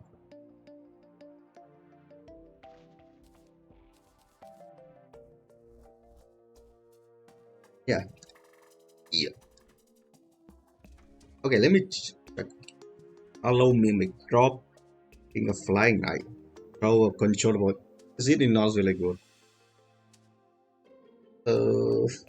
What is it? God Slayer. Unique bonus 2 damage based on enemy max HP. Oh shit, this thing gonna be so fucking. Limit 1 unique enchantment. Oh damn, that's actually quite. Unlock enhancements.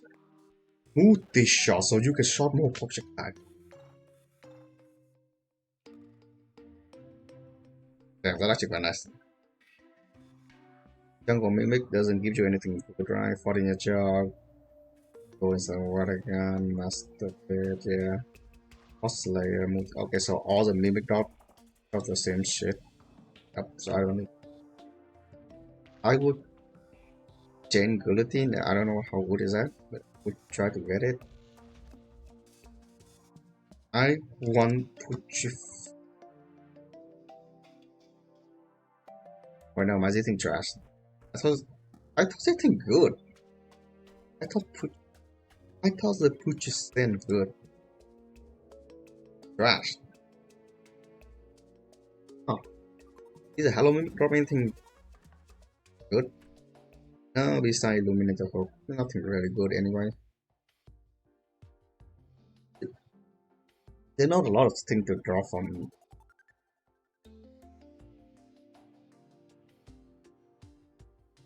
Crimson Mimic. I think Crimson Mimic dropped in Fresh Knuckle. That. Oh, Hero Shield. It's a legendary shield. Ooh. Ooh, that a good. Okay, legendary shield. If people cheat, shield can absorb weapon and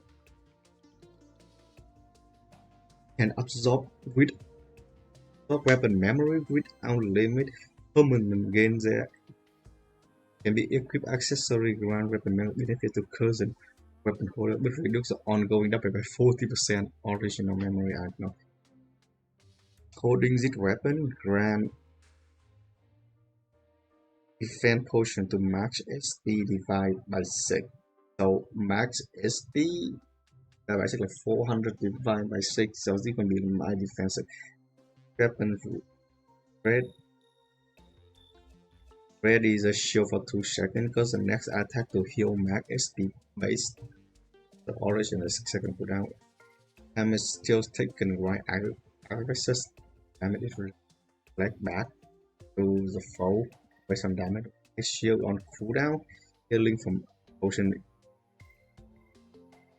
is reduced by 80%, so you cannot even using health pot with the device. Effectively, can hero just an effect of debuff. Hero just negate damage penalty by equipping weapon accessory by defense. Direction or dash and enemy more likely. This shield sound nice, but you do 40% of your damage, which is like a massive problem. It like slightly, but I probably tried to get hero shield. Which I don't know. You can get Ankh shield too, because there's so many good stuff. Like Ankh shield pretty much immune to every single debuff. So many good accessories to for melee only.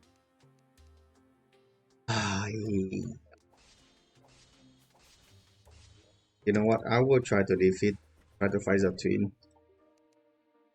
If I cannot defeat the twin now, I will fight them after I kill the three monsters.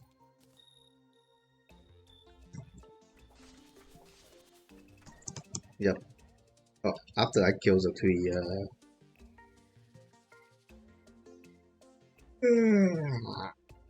I will kill the twin after I kill the three melee boss. After kill the three mechanical bosses. I will fight them in the morning though, because not fighting them at night is way too hard.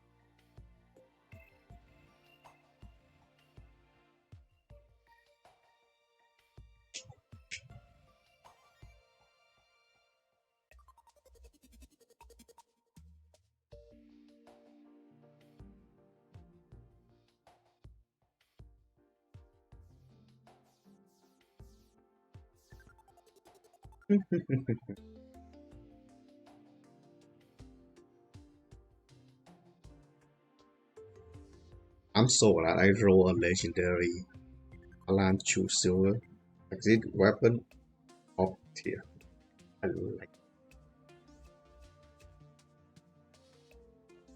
Oh yeah, I'm using the star but mod.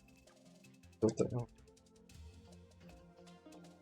Edit particle like yeah, Starboard. Starboard gives you a lot of new weapon and it's really nice too. Oh, I don't know, it breaks the stuff because celestial weapon like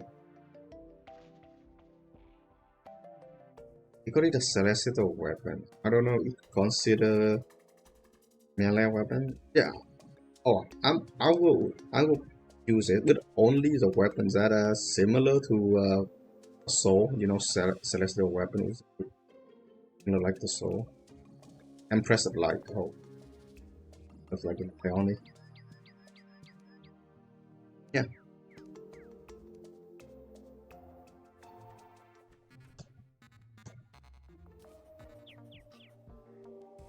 A fob? Oh, I forgot to do the summon.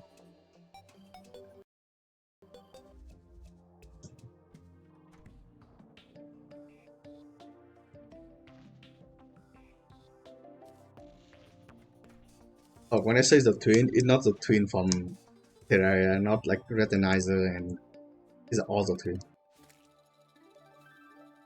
It's the twin.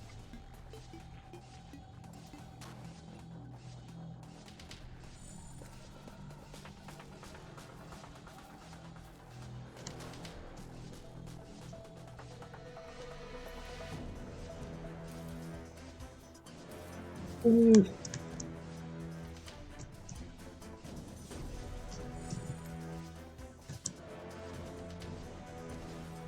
Okay, I think I can kill them.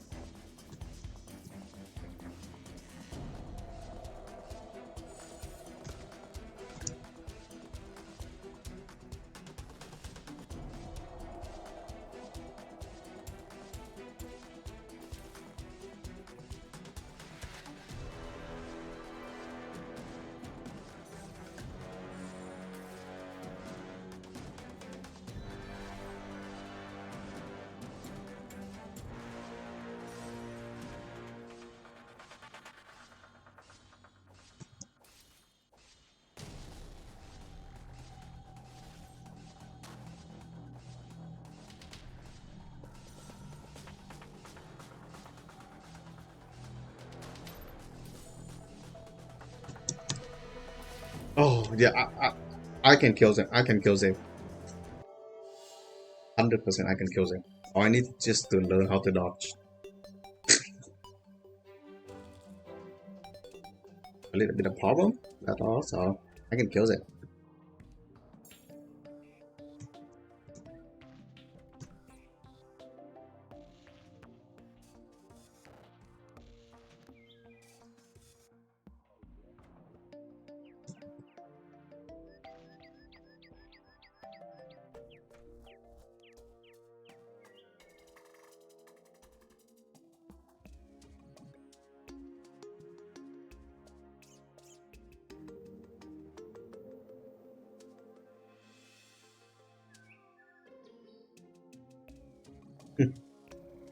Yeah, the thing. ZD from the Alchemist mod. And ZD is like one of the best potions there are. And combination potion. Basically, when you're using it, you can combine every single 10 potion out, right? And it lasts for like they didn't with modded, so yeah, life of business skin, titan skin, invisibility. It is somewhat like overpowered because it gives you like a lot of stuff. Mainly the titan skin and invincibility. It'll give you more defense. So I don't know, like I could use it or not. But if I'm using the battle and what it gives and ruin lasting version. It's sort of merely beautiful.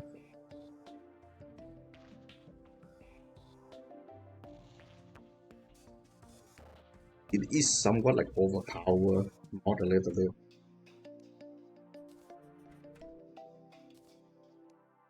Not like that.